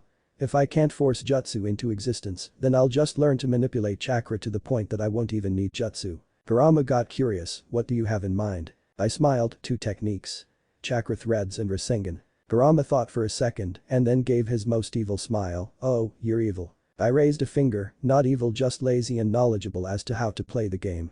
I got up, well, you guys have the game plan, I got to return to the real world. I have to set down the furniture, get the shelves in place, cabinets filled, plants planted, books organized, dummies propped. I also have to figure out a system for all the clothes Kosoku brought. Thankfully, he brought them in multiple colors. Wonder if Ao can make a seal that changes clothes with whatever persona is in charge. Ao should be simple enough since we all have distinct chakra signatures. Well then, say Nara. I opened my eyes and noted the clock, almost a minute. Good, seems like the whole mind faster than real world time dilation works. I summoned a few shadow clones. You guys know what to do. As my flock ran off with a game plan in mind, I had an appointment to keep. Okage-sama, Naruto is here to see you. Hiruzen looked up and checked the clock while 2 of his clones kept writing. Almost 7. Let him in, Shina. I am almost done anyway. Hiruzen smiled as he saw Naruto walk into his office. He feared the worst when his status as the Jinchuriki was blabbed, but it seems with Tsunade and Jiraiya constant watch plus Anbu he was relatively normal. Hassled by some civilians, but mostly normal. If you disregard the fact that he looked older than a 5-year-old, had whisker marks, nails that needed filling, that was an odd conversation to have, and canines. Still, Hiruzen couldn't help but feel at times that something else was off with his favorite prankster. Naruto looked up at him, guess paperwork finally agrees with you, Gigi. It took time, but I finally figured it out, chuckled Hiruzen. 1 year. 1 year of using shadow clones and Hiruzen never felt better. He already noticed that the rate of gray hairs growing has nearly stopped. Lenato's advice to train physically while recovering chakra has done wonders for him. He feared how far he would have fallen power-wise had he not discovered the technique's application. Sure, he couldn't practice jutsu, but staff training with Enma and seals. That was good enough to keep him at least in his physical prime, age be damned. He was the Hokage, damn it, he had a village to protect. Naruto started at his copies, I see that your copies are easing your workload. Hiruzen's eyes slightly narrowed, and you know what they are, how? Jiraiya, replied Naruto nonchalantly, used them to help me move today. Heard you've been implementing some new curriculum in the academy. Yes. I noticed that certain individuals have slipped in bylaws in past documents and such.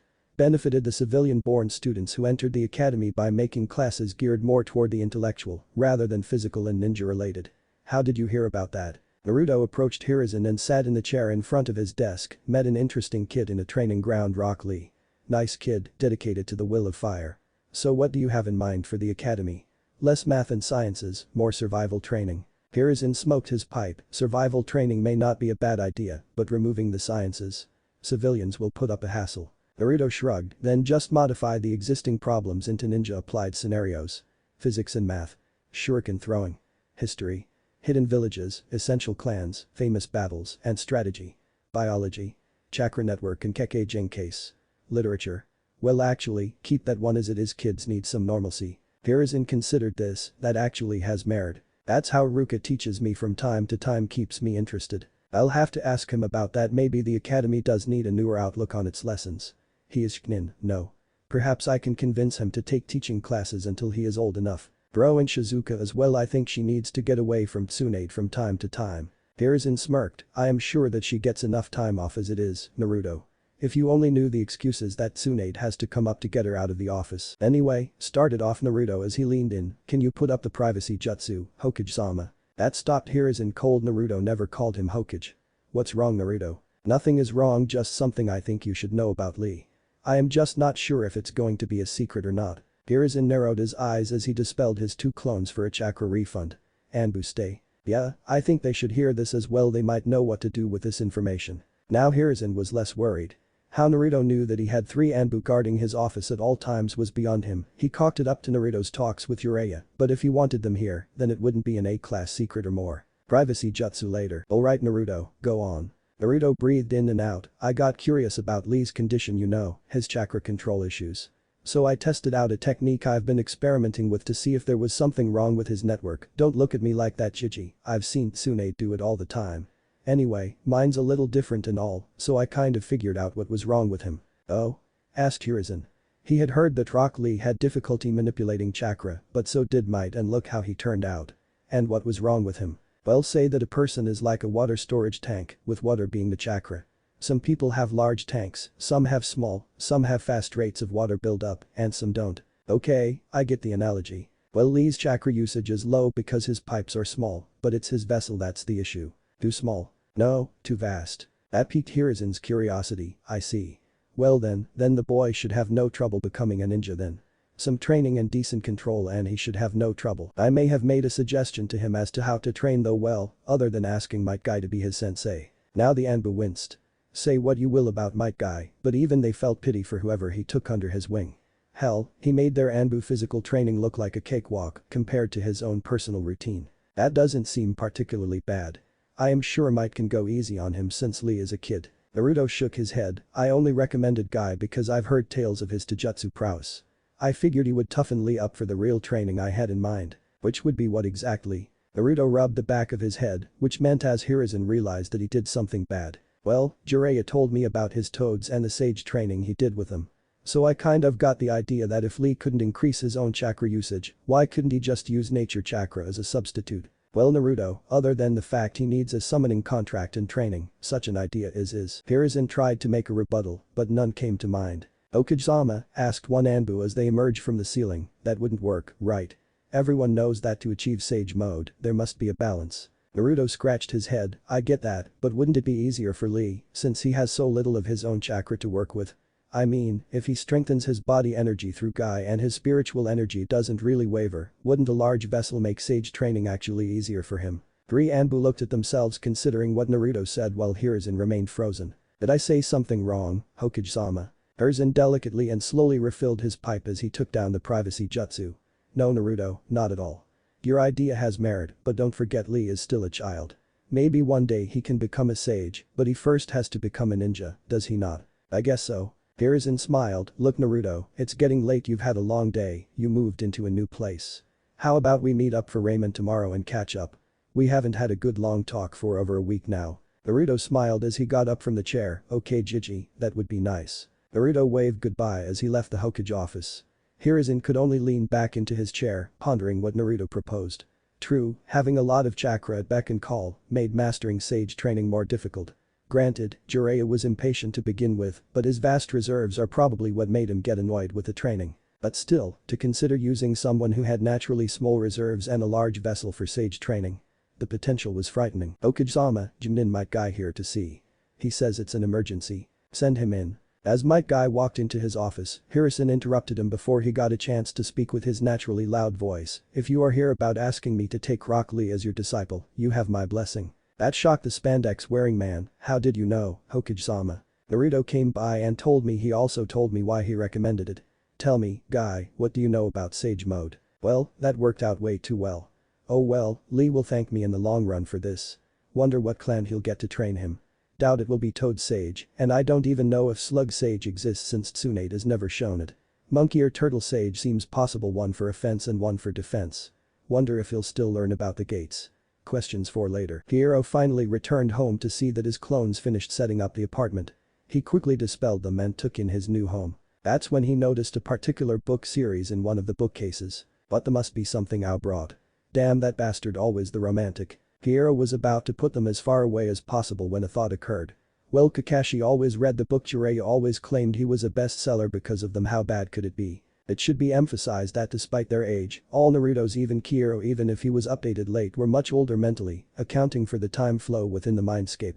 Them reading semi-legal published porn was not out there since they were basically teens in a kid body. So, taking the plunge, Kiro opened the infamous orange book, golden light shining from its pages. Kiro finally closed the last of the published series, feeling ragged. He suddenly felt his aching body and tired eyes. How long was I reading for? When did the sun come out? He then noted that he finished the whole series. Kami damn it. Jiraiya woke up in a jolt. Jiraiya, it's 5 in the morning, get back in bed. Sorry Haim, it's just I felt a disturbance in the force. Unless that disturbance plans to help you in not pissing me off, get back in bed. Jiraiya sighed, sure thing Tsunade, sure thing.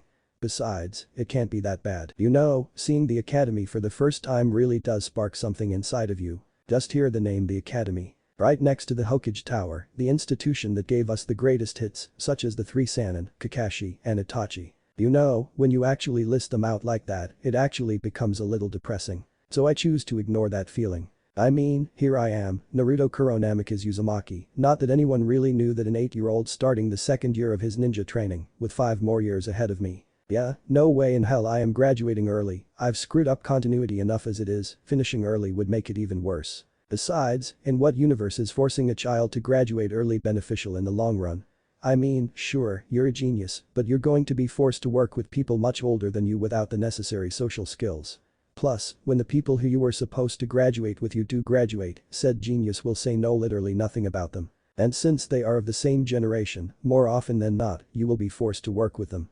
For a village that has such emphasis on teamwork, that's a big con. There are other reasons as well, but those two will do. Also what, you thought I was hiding underneath a rock for the last 3 years? Screw you, that is to say the Naruto's made continuity are bitch. I think I need to backpedal here.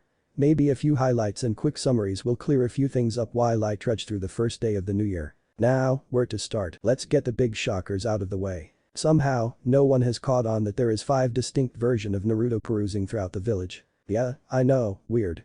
I have Anbu watching me since the civilians and the idiot ninjas still made my life a living hell. Well, tried to anyway. The original Naruto had to suffer alone and rely entirely on the good nature of Jiji, Tuchi, AM, a few others, and his pranks. Me? Or rather we had ourselves for support and a much older mentality, as well as more friends and associates. Pretty hard to emotionally and mentally abuse someone who's got the upbringing to handle it. They tried other ways as well. Jiraiya usually took care of those pretty quickly. That Tsunade beat the crap out of them whenever she did my physicals and asked me about my week. Say what you will, but she knew every time when I wasn't getting enough food or was holding something back. Not that I didn't do anything about it myself, our looser morals gave us options, such as robbing the store in the middle of the night or setting up an accident. No, not those kind of accidents. More like paperwork you didn't want the higher up spotting or rumors of you being a spy and the like. Trust me, spending a day in T&I answering questions with a Bicky will ruin anyone's day. Where was I? Right, 3 years of someone getting away with basically having 5 different Narutos in the village. What else? Oh, there was Jiraiya's and Tsunade's wedding. Yeah, shocked us as well. I guess the thing about proximity and romance actually works. Shizune caught them in bed one too many times and basically demanded that they tie the knot already, not that Jiraiya wasn't trying. I mean, he was 45 and she was 46, they weren't getting any younger, not that Tsunade didn't try anyway. The pregnancy forced Tsunade's hand, not that she didn't resist, and had to be physically dragged everywhere like a spoiled brat to plan the wedding. They had to involve Jiji in a few times as well. Despite his usage of shadow clones for paperwork and his recovered skills and strength, it still took the combined efforts of him and Jiraiya to finally make her say yes to the wedding. I was the best man for Jiraiya despite whatever shit the haters barked. They quickly changed their mind when Tsunade got involved. A pregnant Senju is not anything anyone wants to face. 6 months later she was about 3 months along during the wedding, which was very beautiful, and even had the daimyo in attendance. I was declared godfather alongside Shizune godmother to twins. I argued against making a 6-year-old a godfather, but Jiraiya claimed that the kids would need someone their age to relate to in the future. I just figured that Jiraiya either had no one else to turn to, or Jiji and Kakashi both declined. In any case, Nawaki and Mito Senju Jiraiya, as an orphan, was more than happy to take Tsunade's name. Were both born healthy and without complications, albeit after 12 hours of labor. Tsunade made sure Jiraiya never forgot this. She did not, however, force him to get a vasectomy. There's a new pool going around Anbu now as to when the next Senju would be born. I secretly put my money on the same time as Jiji, he wasn't called the professor for nothing. Anyway, I had to wait all those hours alongside Jiraiya and a few of the clan heads and their wives in the waiting room. I'll get to those a bit later though. The twins were almost 2 now, and boy were they a hassle for Tsunade to raise. Not that Jiraiya wasn't involved. Yes, he still spends a lot of time outside the village, but he managed to create a pair of teleportation scrolls for Tsunade to communicate with him and allow him to be summoned whenever he could. Good, I would have beaten his ass myself if he turned into one of those long-distance parents. Iwaki is blonde with Jiraiya's unruly hair, yet Tsunade's serious personality, named in honor of Tsunade's brother. Mito has Tsunade's silky hair, but was white and was more aligned with Jiraiya's character, named in honor of Tsunade's grandmother. What? They are two. There's not much else I can really use to describe them. I mean sure, I play with them frequently and take care of them when Tsunade is too busy running the mednin.